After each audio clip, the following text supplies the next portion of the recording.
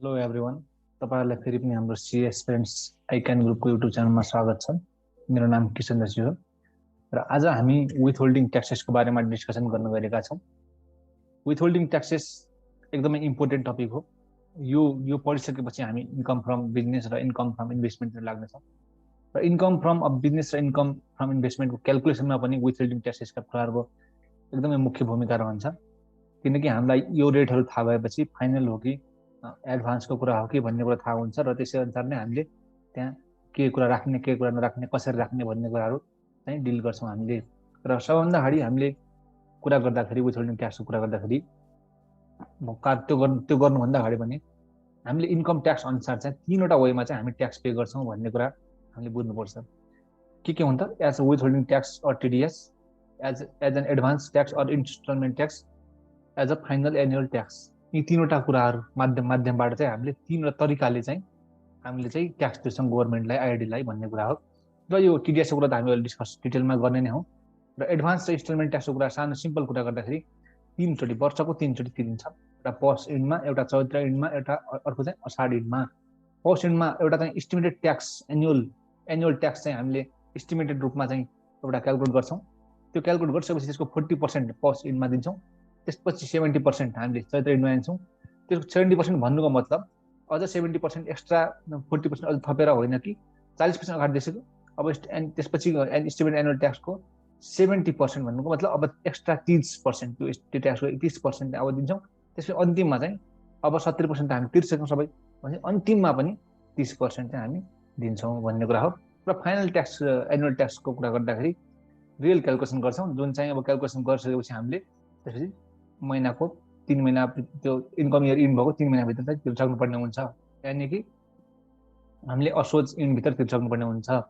इक्जाम्पलको लागि हाम्रो final tax calculate गर्नको लागि यहाँ चाहिँ हामीसँग के छ, 3 लाख रुपियाँ चाहिँ हाम्रो फाइनल ट्याक्स आयो र क्युमुलेटिभ एडभान्स जुन चाहिँ इन्स्टलमेन्ट ट्याक्स छ त्यो चाहिँ हामीले तिर्दै आएको कति छ, 1,50,000 तिर्दै आएको थियो भनेपछि अब हामीले फाइनल्ली तिर्नुपर्ने कति भयो त, त्यो घटेर आइसकेपछि यो त हामीले घटाउन पाउँछौँ, किनकि हामीले ट्याक्स ओभरअल तिर्नुपर्ने 2 लाख हो र 1,50,000 त हामीले अगाडि तिर्सक्यौँ भनेपछि हामी कति घटाउन पाउँछौँ त, 50,000 घटाउन पाउँछौँ। र 50,000 घटाउन पाइसकेपछि त्यो चाहिँ ट्याक्स चाहिँ यसो असार इनभित्र हामीले तिर्सक्नुपर्ने हुन्छ। अब विथ होल्डिङ ट्याक्सेसको कन्सेप्टतिर जाउँ प्रोपरली।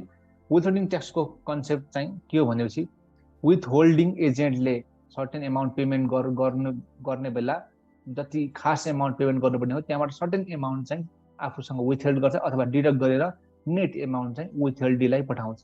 भन्नुको मतलब कुनै पनि मान्छेले सर्भिस लिइरहेछ कुनै पनि सर्भिस प्रोभाइडरबाट भनेपछि सर्भिस प्रोभाइडरलाई पैसा पे गर्नुपर्ने हुन्छ।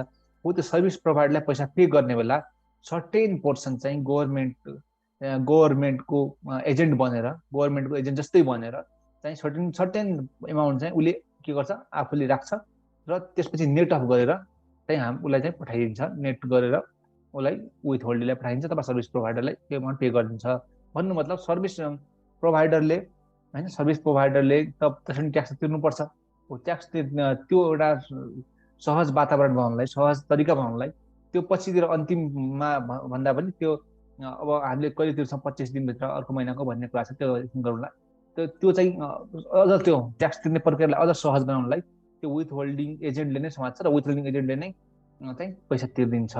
त्यो ट्याक्स जुन चाहिँ सर्भिसको इन्कम छ उसको, जसको मान्छेको छ सर्भिस प्रोभाइडरको, त्यस बापत उसले आफै तिर्दिन्छ भन्ने कुरा छ। त्यो समातिने मान्छेको नामलाई के भन्छ त हामी, त्यस्तो डिडक्ट गरेर राख्ने अथवा विथ होल्ड गरेर राख्ने मान्छेलाई विथ होल्डिङ एजेन्ट भन्छौँ। र कसको चाहिँ उसले चाहिँ के गरेर विथहोल्ड गरिरहेको छ भने त्यसलाई चाहिँ विथ होल्डिङ भन्छौँ। भन्नुको मतलब यसलाई त्यही हो, डिडक्ट टिडिएस अथवा विथहोल्ड गर्नुपर्छ अन सर्टेन पेमेन्टहरूमा जुन चाहिँ एक्टमा प्रिस्क्राइब गरेका छन्, प्रिस्क्राइब रेटमा हामीले करेन्ट गर्नुपर्छ, विथहोल्ड गर्नुपर्छ भनेका छन्, ती रेट अनुसार हामीले चाहिँ के गर्ने, विथहेल्ड गर्नुपर्छ भन्ने कुरा हो। र the taxes that are withheld are withholding taxes. Obviously withheld गरेको ट्याक्सेस नै विथहोल्डिङ ट्याक्सेस भनिन्छ। त्यसलाई टिडिएस पनि भन्छ, ट्याक्स डिडक्टेड एज सोर्स। भन्नु मतलब कसरी जस्तो ट्याक्स किन भनियो त भन्दाखेरि मेरो आफ्नो एनालिसिस अनुसार ट्याक्स डिडक्टेड एज सोर्स के थियो, जुन सर्भिस प्रोभाइडरले आफ्नो सर्भिस प्रोभाइड गरिरहेको थियो, सर्भिस प्रोभाइड गरिसकेपछि उसले पेमेन्ट पाउनुपर्ने थियो भने सोर्स के भयो त, जुन जसले सर्भिस लिएर आएको छ त्यो मान्छे के भयो, सोर्स भयो नि त, पैसाको सोर्स होइन। त्यसले तिर्दाखेरि त्यहाँनिर सर्टेन एमाउन्ट डिडक्ट गरेर तिरिरहेको छ भने चाहिँ के भयो, त्यो सोर्समै नै ट्याक्स डिडक्ट गरियो, त्यसले चाहिँ ट्याक्स डिडक्टेड एट सोर्स बनिएको हुनुपर्छ जस्तो मलाई लाग्छ। त्यसै गरी यो विथहोल्डिङ एजेन्ट र विथहोल्डिङको बारेमा विशेष अझ तल कुरा गर्नेछौँ। विथहोल्डिङ एजेन्ट 2 कमा भनेको छ। यसमा के भन्नुहुन्छ, विथहोल्डिङ भनेको यस्तो खालको मान्छे जसको चाहिँ ड्युटी के हो, to withhold the tax with while making the payment including employment income, investment return, service fee, contract or agreement भन्छ। जस्तै यसले भन्नुको मतलब के हो भनेपछि हामीले यसको रेस्पोन्सिबिलिटी, विथहोल्डिङ एजेन्ट भनेको यस्तो मान्छे हो जसको रेस्पोन्सिबिलिटी के छ त, जसको ड्युटी के छ त, विथहोल्ड ट्याक्स विथहोल्ड गर्नु छ जब उसले पेमेन्ट गरिरहेछ, कुनै खालको पनि पेमेन्ट गरिरहेछ भनेपछि त्यससँग सम्बन्धित इन्क्लुडिङ के कुराहरूमा त इम्प्लोइमेन्ट इन्कमको कुरा होस्, इन्भेस्टमेन्ट रिटर्नको कुरा होस्, सर्भिस फीको कुरा होस्, कन्ट्र्याक्टको कुरा होस् अथवा एग्रिमेन्टको बेलामा कुनै खालको पनि पेमेन्ट गरिरहेछ भने उसले चाहिँ के गर्छ, सर्टेन एमाउन्ट विथहोल्ड गर्नुपर्ने हुन्छ, उसको ड्युटी हो। त्यस्तो खालको ड्युटी भएको मान्छे के हो त, विथहोल्डिङ एजेन्ट हो। गभर्मेन्टको एजेन्ट विथहोल्डिङ एजेन्ट अथवा आइआरडीको एजेन्ट विथहोल्डिङ एजेन्ट। त्यसरी नाम के छ, विथहोल्डिङ। ऊ त इन्टरमिडिएटको रूपमा काम गरिरहेछ विथहोल्डिङ र गभर्मेन्टको बिचमा, त्यसैले उसलाई एजेन्ट भनिएको हो। र टुङ्गमा के भनेको छ यो विथहोल्डिङको बारेमा चाहिँ, विथहोल्डिङ यस्तो खालको मान्छे हो जसले चाहिँ पैसा चाहिँ के हो, जुन चाहिँ पैसा जसले चाहिँ पैसा पाउनु पर्ने हो अथवा रिसिभ गर्न इन्टाइटल छ त्यो पेमेन्ट सर्भिस दिए बापत अरू कुनै काम गरे बापत होइन, त्यो विथहोल्डिङ एजेन्टबाट त्यो एमाउन्ट पाएर इन्टाइटल मान्छे नै, अनि त्यो जसको लागि चाहिँ सर्टेन एमाउन्ट विथहोल्ड गर्नुपर्ने छ कहिले चाहिँ विथहोल्डिङ एजेन्टले भने त्यस्तो खालको मान्छे चाहिँ के हो त, विथहोल्डिङ हो भन्ने कुरा हो। Amount shall be withheld deduct अथवा deducted by service receiver on payment made to service provider if required by लले रिक्वायर्ड गरे अनुसार चाहिँ एमाउन्ट चाहिँ विथहोल्ड गर्नुपर्छ अथवा डिडक्ट गर्नुपर्छ कहिले चाहिँ सर्भिस रिसिभरले, किनकि सर्भिस रिसिभरले नि त पेमेन्ट गर्ने हो नि त, पेमेन्ट गर्ने मान्छेले त विथहोल्डिङ एजेन्ट हो, त्यसले एजेन्टको रूपमा काम गरिरहेको हुन्छ भन्ने कुरा हामीले डिस्कसन गरेका छौँ।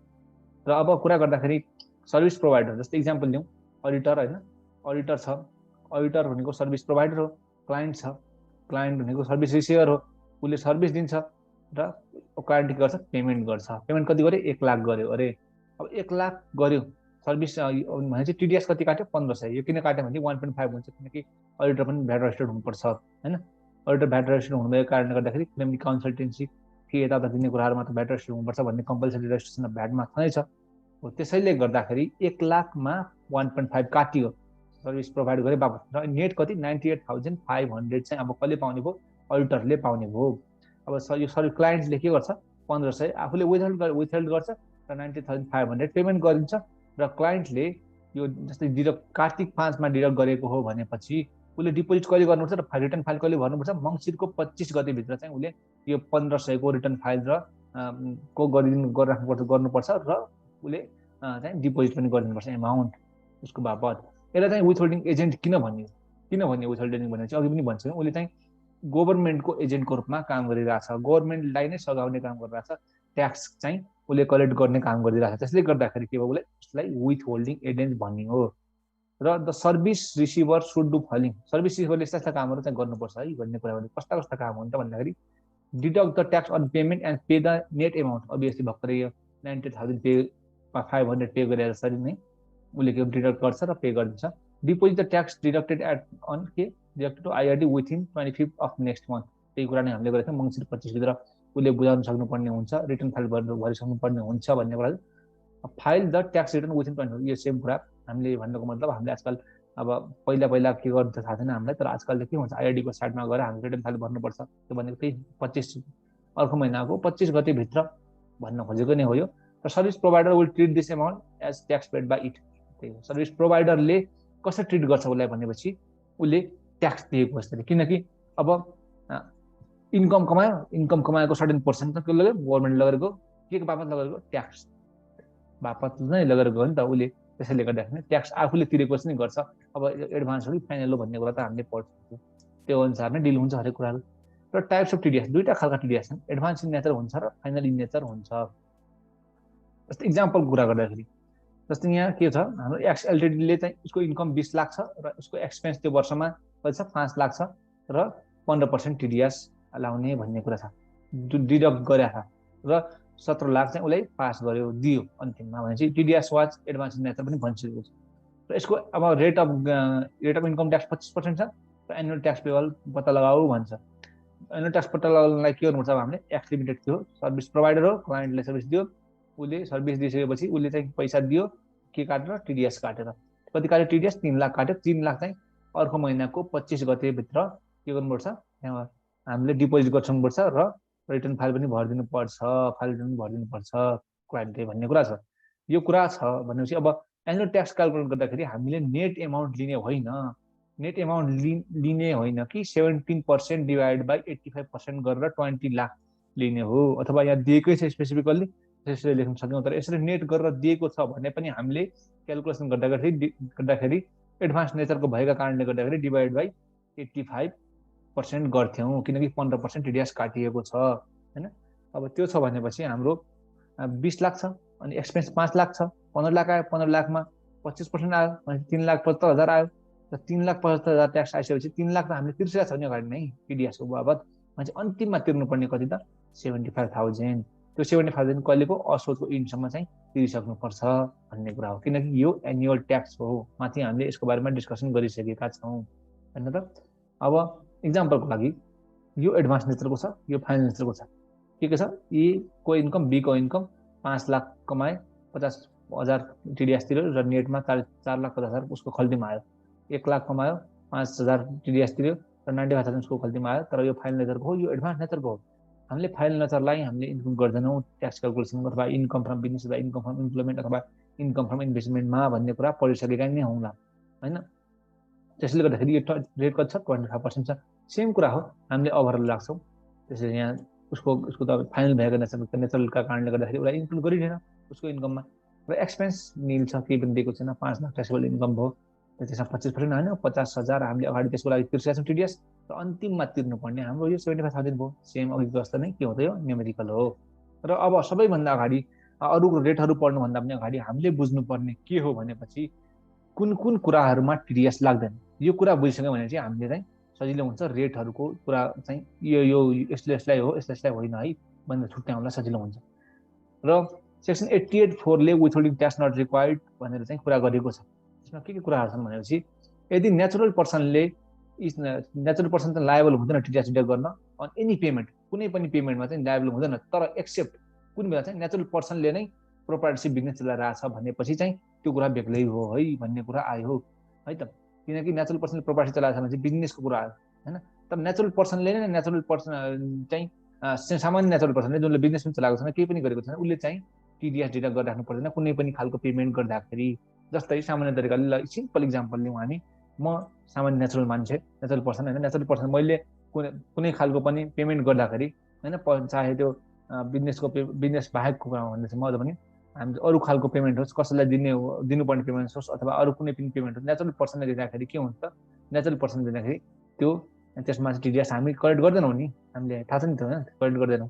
तर त्यस्तै कुरा यहाँ नेचुरल पर्सनले, यो नेचुरल पर्सन यता हो यहाँ राख्नुपर्ने थियो, यो नेचुरल पर्सनलाई दियोस् अथवा इन्टिटीलाई दियोस् त्यसमा टिडिएस पेमेन्ट हुँदैन। तर प्रोप्राइटरसिप बिजनेस अथवा सोल प्रोप्राइटरसिप बिजनेस नेचुरल पर्सनको हो भने चाहिँ उसले नेचुरल पर्सनलाई दियोस् अथवा इन्टिटीलाई दियोस् त्यसमा चाहिँ लायबल हुनसक्छ है, टिडिएस लाग्न सक्छ है। र कस्तो खालको पेमेन्ट हो त्यसैमा भर पर्छ कति टिडिएस लाग्ने भन्ने कुरा त्यसमा गर्नुपर्छ, हामीले गर्नेछौँ, तल पनि गर्नेछौँ हामी। र सेकेन्ड कुरा गर्दाखेरि कुनै पनि खालको एक्जेम्प्टेड जुन इन्कम होइन, कुनै पनि एक्जेम्प्टेड एमाउन्टहरू जुन सेक्सन 10 मा कुरा गरेका छन् ती एमाउन्टहरूमा टिडिएस लाग्दैन। र पेमेन्ट अट्र्याक्टिङ विथहोल्डिङ ट्याक्स अन्डर 87 भनेको जुन इम्प्लोइमेन्टको कुरा छ त्यसमा पनि यो टिडिएस चाहिँ नलाग्ने रेटहरूको कुरा गरेको हो है त, रेटहरूको कुरा गरेको हो। पेमेन्ट्स अट्र्याक्टिङ विथहोल्डिङ अन्डर सेक्सन 87, किनकि 87 को अनुसार त हामी सेड्युल 1 अनुसार क्यालकुलेसन गर्छौँ, त्यो हामी डिस्कसन गर्छौँ अझ। र natural person or entity income एक्जाम्पसँग चाहिँ नेचुरल पर्सनलाई दियो अथवा इन्टिटीलाई दियो नो टिडिएस भन्ने कुरा माथि कुरा नै हो, डायग्रामेटिक फर्ममा देखाउन खोजेको। र कुनै पनि खालको इन्ट्रेस्ट चाहिँ ब्याङ्कलाई चाहिँ पे गरियो भने चाहिँ त्यसमा टिडिएस डिडक्ट गर्नु हुँदैन, रेसिडेन्ट ब्याङ्क हुनु पर्यो होइन, नेचुरल पर्सन अथवा इन्टिटीले होस् भन्ने कुरा भयो। टिडिएस त्यसमा अट्र्याक्ट हुँदैन भन्ने कुरा हो। राइटरले आर्टिकल लेखे बापत उसले पेमेन्ट गरियो भने कुनै पनि खालको त्यसमा टिडिएस के हुँदैन, नो टिडिएस हुँदैन, लाग्दैन होइन। इन्टरचेन्ज फी कसलाई चाहिँ to the bank issuing credit card अथवा मास्टर भिजाहरू चाहिँ इस्यु गर्ने खालको ब्याङ्कहरूलाई चाहिँ इन्टरचेन्ज फी पे गरियो भने चाहिँ त्यस्तोमा पनि टिडिएस हाम्रो लाग्दैन भन्ने कुरा हो। र dividend or interest paid to mutual fund त्यसमा पनि म्युचुअल फन्डलाई डिभिडेन्ड अथवा इन्ट्रेस्ट पे गरियो भने चाहिँ यसमा पनि के हुन्छ, हामी टिडिएस लाग्दैन। यो कुरा चाहिँ राम्रोसँग विस्तृत रूपमा तल पनि आउने नै छ। र payment of house rent to natural person एकदमै इम्पोर्टेन्ट पोर्सन हो। नेचुरल पर्सनलाई चाहिँ हाउस रेन्ट चाहिँ नेचुरल पर्सनलाई चाहिँ घरबेटी बाजेले हामी तिर्यो भने, घरबेटी बाला हामी तिर्यो भने त्यसमा चाहिँ हामीले पेमेन्ट चाहिँ त्यस्तो खालको पेमेन्टमा हामी टिडिएस लाउँदैनौँ भन्ने कुरा छ है। किनकि यो कुरा चाहिँ अब लोकल गभर्मेन्टले लाउँछ भन्ने कुरा छ, त्यो हामी त्यसलाई डिस्कस गर्नुला। एनी टिडिएस नोटमा के छ, any TDS on the income non resident person is final nature. हरेक कुनै पनि खालको टिडिएस चाहिँ नन रेसिडेन्ट पर्सनलाई दिनुपर्ने खालको नन रेसिडेन्ट पर्सनसँग रिलेटेड खालको पेमेन्टमा काटिएको टिडिएस चाहिँ फाइनल इन नेचर हुन्छ, एक्सेप्ट के डिस्पोजल अफ एनबिसिए को केसमा बाहेकको कुरामा चाहिँ भन्न खोजिएको छ त्यो कुरा हो। र नन रेसिडेन्ट छ ल मान्छे, उसलाई चाहिँ सर्भिस रिसिभर नेपालमा छ, उसले पेमेन्ट गर्यो भनेपछि कस्टम कम्पनी हो र ऊ आर्किटेक्टसँग पेमेन्ट गरिरहेको छ सर्भिस लिए बापत भनेपछि के भयो, non resident plus source in Nepal भएको कारणले गर्दाखेरि assessable income under section 68 under section 6 हामी क्यालकुलेसन गर्छौँ र डाइरेक्टली टिडिएसपी जति टिडिएस हो के सम्बन्धी सर्भिस हो ती कुरा अनुसार चाहिँ हामी टिडिएस काट्छौँ र त्यसलाई फाइनल इन नेचर हुन्छ। किनकि उसको हामीले उसलाई चाहिँ फाइनल त्यो एनुअल ट्याक्स तिर यताउता भन्न सक्दैनौँ, त्यो अलिक पोसिबल पनि हुँदैन। ऊ अमेरिकामा छ, जस्तै इक्जाम्पल लिँदाखेरि अमेरिकामा छ, अमेरिकामा त्यस्तो पोसिबल हुँदैन। हामीले बरु पेमेन्ट गर्दाखेरि यहाँको ट्याक्स सोर्स यहाँ हो नि त, अनि सोर्स जहाँ हो त्यहाँ त्यसलाई त्यसमा हामी के हुन्छ टिडिएस अट्र्याक्ट हुन्छ अथवा ट्रेड अट्र्याक्ट हुन्छ होइन। त्यसरी चाहिँ हामीले काटेर पठाइन्छ, त्यो फाइनल नेचर हुन्छ भन्ने कुरा छ। अब यही छ भनेर if it would have been advance in nature, यदि चाहिँ एडभान्स इन नेचर भइदिएको भए then annual tax calculation of non resident has to be made भनेपछि एनुअल ट्याक्स क्यालकुलेसन गर्नुपर्ने थियो नन रेसिडेन्टको पनि। यदि एडभान्स इन नेचर भइदिएको भए then credit of TDS deducted has to be taken. अब त्यो थाहा छ हामीलाई कसरी क्रेडिट लिन्छौँ भनेर, तर यो पोसिबलै छैन। नन रेसिडेन्टलाई चाहिँ तैँले मलाई कम्प्युट ट्याक्स कम्प्युट गर र पे गर यताउता भन्दा एनुअल ट्याक्स बना भर भन्दा पोसिबल छैन। त्यसले गर्दाखेरि सिधै फाइनल ट्याक्स काटिँदो रहेछ भन्ने कुरा बुझ्न सकिन्छ हामीले। विथहोल्डिङ एजेन्ट विथहोल्डिङ ट्याक्स बाई एन इम्प्लोयरलाई कसरी चाहिँ विथहोल्डिङ ट्याक्स चाहिँ काट्छ र यसको कन्डिसनहरू के हुन्, कसरी कतिले मात्र चाहिँ उसले विथहोल्डिङ ट्याक्स चाहिँ होल्ड गर्न पाउँछ भनेपछि कस्तो कन्डिसन सेटिस्फाई हुनु पर्दो रहेछ भनेपछि इम्प्लोयर चाहिँ रेसिडेन्ट हुनु पर्यो होइन। अनि इम्प्लोयरले चाहिँ कसलाई दिनु, पेमेन्ट चाहिँ कसलाई दिनु पर्यो, इम्प्लोयर अथवा लेबरलाई, अथवा इम्प्लोयर अथवा लेबरले चाहिँ पेमेन्ट रिसिभ गर्नु पर्यो अर्को कुराबाट, अर्को तरिकाबाट भन्दाखेरि। र पेमेन्टको पनि सोर्स नेपाल नै हुनु पर्यो। यी तीनवटा कन्डिसन सेटिस्फाई भइसकेपछि मात्र हामी उसले चाहिँ विथहोल्डिङ ट्याक्स बाई इम्प्लोयर आउँछ। र यसमा मेथड के छ, यो अनुसार चाहिँ इम्प्लोयरले विथहोल्ड गर्छ tax calculation actual tax liability of an individual employee including all amount required to be included under section 8 इम्प्लोइमेन्टको कुरा छ। सेड्युल 1 अनुसार क्यालकुलेसन गरेर उसले के गर्छ विथहोल्ड गर्छ भन्ने कुरा छ है त। यो कुरा चाहिँ यसो के हो त, इन्कम फ्रम इम्प्लोइमेन्टको कुरा पार्टको कुरा हो। यसको हामी तल क्वेसन राम्रोसँग अझ गर्नेछौँ। ल सर्भिस फीको कुरा गर्दाखेरि सेक्सन 88 अनुसार सर्भिस फीको कुरा गर्दाखेरि स्पेसिफिक सेक्सनले कुनै कभर गर्छ भनेपछि, स्पेसिफिक क्लजले कुनै कभर गर्छ भनेपछि त्यो टिडिएस त्यही क्लज अनुसार काटिन्छ। र तर जेनरल रूपमा अरू कुनै पनि ले कभर गर्दैन भनेपछि जेनरल रूपमा चाहिँ यो आउँछ। जस्तै अडिट सर्भिसको कुरा छ इक्जाम्पलको लागि, जस्तै अब यदि चाहिँ माथि के भयो सर्भिस प्रोभाइडर नन रेसिडेन्ट हो भने चाहिँ के हुन्छ त, फाइनल टिडिएस सिधै 15% हानिन्छ। तर सर्भिस प्रोभाइडर रेसिडेन्ट हो भने चाहिँ के हुन्छ त, यदि त्यो रेसिडेन्ट अब भ्याट रजिस्टर्ड हो कि होइन भन्ने कुरा पनि पत्ता लगाउनु पर्यो। किनकि त्यसरी अनुसार त हामीले 1.5 हान्ने कि 15% हान्ने, भ्याट रजिस्टर्ड हो भने चाहिँ 1.5 हान्छौँ हामी, 15% हान्छौँ जेनरली होइन। हो त्यो कुराको लागि चाहिँ हामी गर्छौँ। र त्यो हो भने चाहिँ यदि किन चाहिँ रजिस्टर्ड नभएको रहेछ भन्दाखेरि यदि उसको स्मल भेन्डर भएको कारणले गर्दाखेरि उसले चाहिँ रजिस्टर्ड नभएको हो भने चाहिँ के हुने भयो, त्यसलाई चाहिँ 15% लाग्ने भयो, तर त्यो एडभान्स नेचर हुने भयो। र यदि चाहिँ service provider not registered VAT किन चाहिँ उसले चाहिँ भ्याट एक्जेम्ट सर्भिससँग डिल गरिरहेछ भने चाहिँ त्यसलाई के हुने भयो, 1.5% टिडिएस लाग्ने भयो र एडभान्स नेचर हुने भयो। र त्यसै गरी यो सर्भिस प्रोभाइडर भ्याटमा रजिस्टर्ड हो भने चाहिँ त्यसलाई पनि के हुन्छ त, यहाँ 1.5% नै राखिन्छ, त्यो पनि एडभान्स नेचर हुन्छ। त्यसलाई के हुन्छ, त्यो टिडिएसलाई हामीले less TDS deducted being creditworthiness person भन्ने कुरा हो। टिडिएस डिडक्ट गर्न पाउँछ, त्यो अन्तिममा हामीले के हुन्छ एडभान्स भएको कारणले गर्दाखेरि त्यो इन्कमहरूलाई हामीले ओभरअल फुल्ली टिडिएस सहित जोडेर हामीले क्यालकुलेसन इन्क्लुडमा राख्छौँ। र इन्क्लुडमा इन्कमको इन्क्लुडेसनमा होस् अथवा इन्भेस्टमेन्टको कम्प्युटेसन अफ ट्याक्समा होस्, त्यसमा राखेर त्यही अनुसारको ट्याक्स क्रेडिट गर्न पनि हामीले तल ट्याक्स लायबिलिटीबाट लिन्छौँ भन्ने कुरा हो। अब भ्याट रजिस्टर्ड सर्भिस प्रोभाइडर होइन, भ्याट रजिस्टर्ड प्रोभाइडर यो हो भने चाहिँ बिलिङ गर्छ उसले भनेपछि होइन, सर्भिस रिसिभर यो हो मान्छे भनेपछि सर्भिस फी कति छ 2 लाख छ भने चाहिँ भ्याट 26,000 आउने भयो, टोटलमा कति भयो भ्याट हालेर 2,26,000 आउने भयो। तर टिडिएस कतिमा डिडक्ट गर्ने, टिडिएस डिडक्ट गर्दाखेरि त्यो 2,26,000 होइन कि भ्याटमा भ्याट लाउने होइन कि ओन्ली जुन एमाउन्ट हो खासमा सर्भिसको पे फी कति हो 2 लाख हो नि त, त्यसमा चाहिँ 1.5% क्यालकुलेसन गर्ने हो। यो चाहिँ हामीले झुकिनु भएन भन्ने कुरा छ। र अर्को जर्नलिटी कुरा गर्दाखेरि जस्तै सर्भिस प्रोभाइडरको कुरा गर्दाखेरि उसले जस्तै यही इक्जाम्पलबाट हेर्दाखेरि उसले क्यास दियो होइन, क्यास उसले पायो, सर्भिस प्रोभाइडरले पायो, कति पायो 2,43,000 पायो, किनकि टिडिएस रिसिभेबल छ उसको, टिडिएस रिसिभेबल कति 3,000 छ, 30,000 काट्यो, 3,000 के हो काट्यो नि त उसले, ट्याक्स टिडिएस काट्यो नि त होइन। त्यो भयो टु सर्भिस इन्कम 2 लाख हो, आउटपुट भ्याट यति हो। सेम कुरा त्यस्तै तरिकाले नै एक्सपेन्स कति भयो उसको रिसिभेबलको, उसले यति 2 लाख रुपियाँ दिनुभयो, इम्पोर्ट भ्याट पनि त्यसमा कुरा आयो, इम्पोर्ट भ्याटको पनि र क्यासको पनि कुरा आयो र टिडिएस पेएबलको पनि कुरा आयो। बट अब VAT exempt services where TDS at the rate 1.5% may be arise, कस्तो कस्तो ठाउँमा चाहिँ 1.5% टिडिएस चाहिँ एराइज हुनसक्छ है भ्याट एक्जेम्ट सर्भिसेसमा पनि भन्ने कुरा आयो।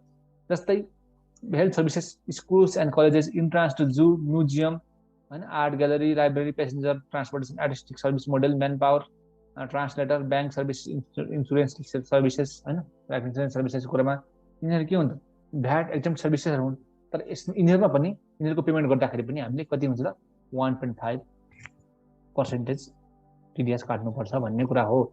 र पेड बाई नेचुरल पर्सन हो भने चाहिँ बिजनेसको पर्पजको लागि होइन, त्यो जुन नोट 1 भन्नाले माथि नै हामीले के छ टिडिएस 88को 4 पढाएको छौँ त्यही कुरा हो, त्यसमा टिडिएस लाग्दैन।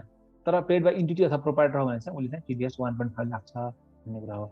जस्तै इक्जाम्पलको लागि रेसिडेन्ट ब्याङ्कले होइन लोन दियो, कसलाई दियो एक्सएलटिटीले दियो 5 लाख, त्यसैपछि सर्भिस चार्ज कति दियो उसले, कति लियो त रेसिडेन्ट ब्याङ्कले, त्यस बाबत 1 लाख लियो भने चाहिँ in above case no TDS on interest. अब त्यो हामीले टिडिएसलाई इन्ट्रेस्टमा ब्याङ्कलाई तिर्दाखेरि इन्ट्रेस्टमा ट्याक्स लाग्दैन भन्ने कुरा हामीले पढाएको छौँ, टिडिएस लाग्दैन ट्याक्स भन्दा पनि ट्याक्स टिडिएसलाई कार्ड लाग्दैन भन्ने कुरा।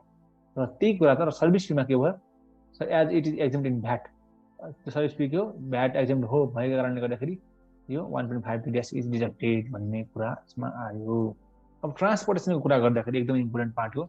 भ्याट लले के भन्छ, पेसेन्जर इन ट्रान्सपोर्टलाई भ्याटमा एक्जेम्ट एक्सेप्ट केवल कारलाई एक्जेम्ट गरेको छ होइन, बाँकी केवल कारमा लाग्छ, बाँकी चाहिँ के हो त एक्जेम्ट भनेको छ।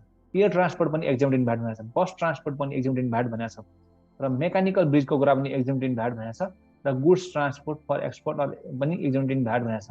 तर योभन्दा बाहेक ट्याक्सेबल हुन्छ भन्ने कुरा गरेको छ। त्यसै गरी यदि सर्भिस प्रोभाइडर चाहिँ भ्याटमा रजिस्टर्ड हो भने त्यस्तो बेलामा चाहिँ के हो त 1.5 लाख छ, एडभान्स इन नेचर हुन्छ। यो कसको लागि हो त यो कुरामा अब एक्जेम्ट इन भ्याट भनेको छ, यी कुराहरूको चाहिँ यसमा चाहिँ यो सबैलाई के हुनु त टिडिएसलाई यसरी सर्भिस प्रोभाइडरले चाहिँ यदि रजिस्टर्ड भ्याटमा रजिस्टर्ड छ भने चाहिँ यसरी 1.5 लाग्ने भयो होइन। एक्जेम्ट सर्भिस प्रोभाइडर पनि त हामीले लाग्छ भन्ने कुरा गरेको छ नि त माथि, तर एक्जेम्ट एमाउन्टमा नलाग्ने भन्ने कुरा गर्छ। तर भ्याटको कुरा अलगै छ, भ्याटको कुरा हामीले कहीँ गरेकै छैन 88.4 भनेपछि त्यसलाई कति लाग्ने भयो 1.5 लाग्ने भयो।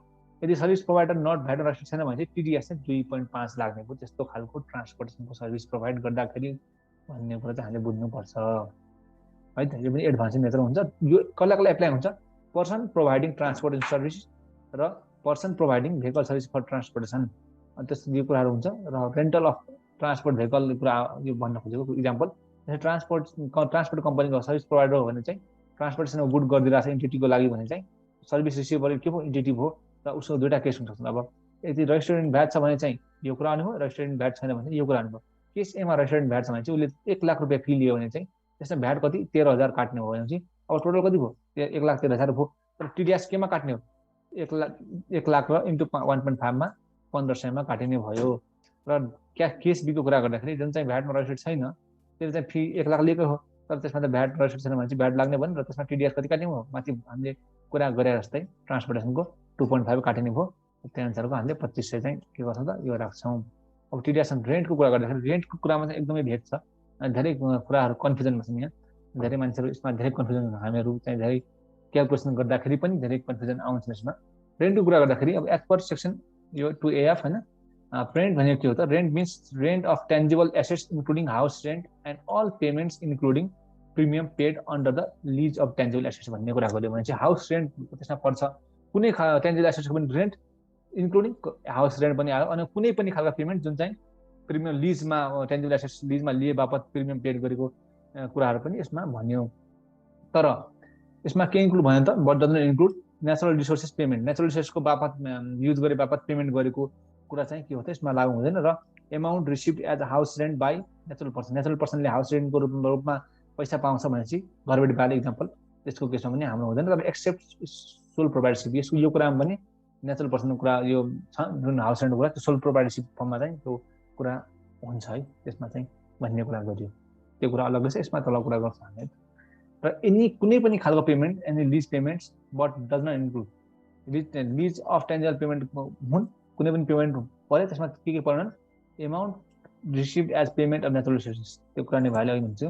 र amount received as house rent by natural person, घरबेटी बाले अथवा अदर देन प्रोभाइडरसिपले पनि त्यो कुरा पनि परेन, इन्क्लुड भएन भन्ने कुरा भयो।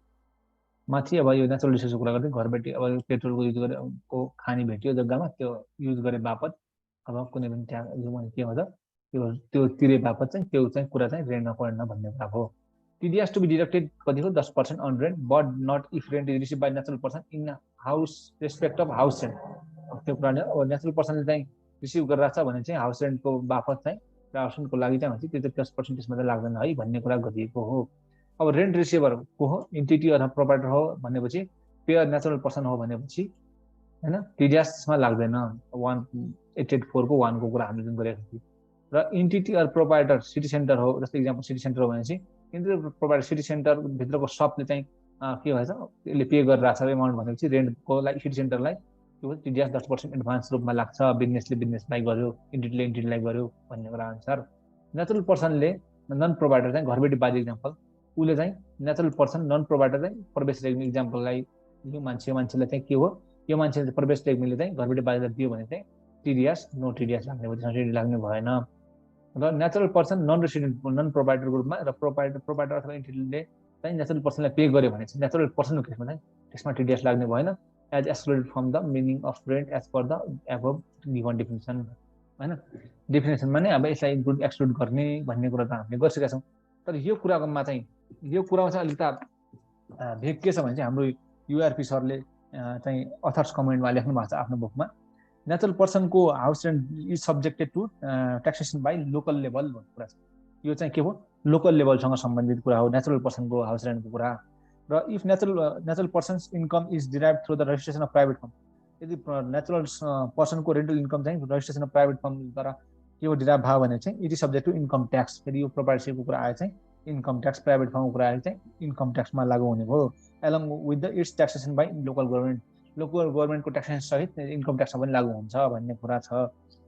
तर लोकल ट्याक्सेसन लोकल यो जुन छ लोकल लेभलमा तिरेको ट्याक्सलाई चाहिँ हामीले एक्सपेन्स ट्रिट गर्न पाउँछौँ यसमा भन्ने कुरा छ। र house rent income of corporate is subject to income tax and such income is not subject to taxation by local level. अब कर्पोरेटको हाउस रेन्टको कुरा गर्दाखेरि चाहिँ यो चाहिँ लोकल लेभलले हेर्ने होइन, यो चाहिँ इन्कम ट्याक्समै लागू हुन्छ भन्ने कुरा छ।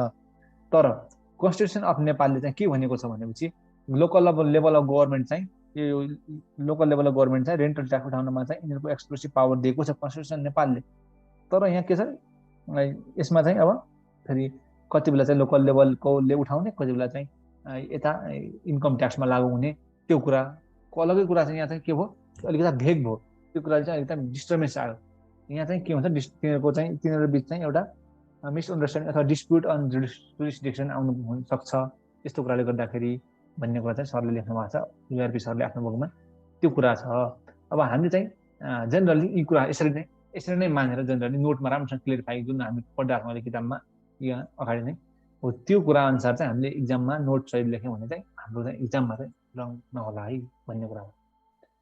र रेन्टल अफ अदर टेन्जिबल प्रोपर्टीको कुरा गर्दाखेरि कस्तो रेन्टल, कसको रेन्ट, ल्यान्डको, मेसिनरीको, यस्तो केसमा चाहिँ 10% TDS दिएर गरिन्छ। नेचर एडभान्स नेचर नै हुन्छ यो पनि। र किनकि सेक्सन 92 बाहेकका सबै कुराहरू त एडभान्स नै भनेपछि सेक्सन 92 मात्र त फाइनल हो होइन भनेपछि त्यसले गर्दाखेरि नेचुरल पर्सनको चाहिँ यदि घरबेटी बाले पनि यसमा यी बापत चाहिँ रेन्टहरू चाहिँ रिसिभ गरे, ल्यान्ड र मेसिनरी युज गरे बापत कसैले के भयो पेमेन्ट गर्यो घरबेटीलाई बालाई भनेपछि त्यो कुरा चाहिँ 10% अब TDS लाग्ने भयो। त्यसमा चाहिँ लाग्नुपर्छ 10%, त्यो पनि के हुन्छ एडभान्स नेचर हुन्छ भन्ने कुरा हो।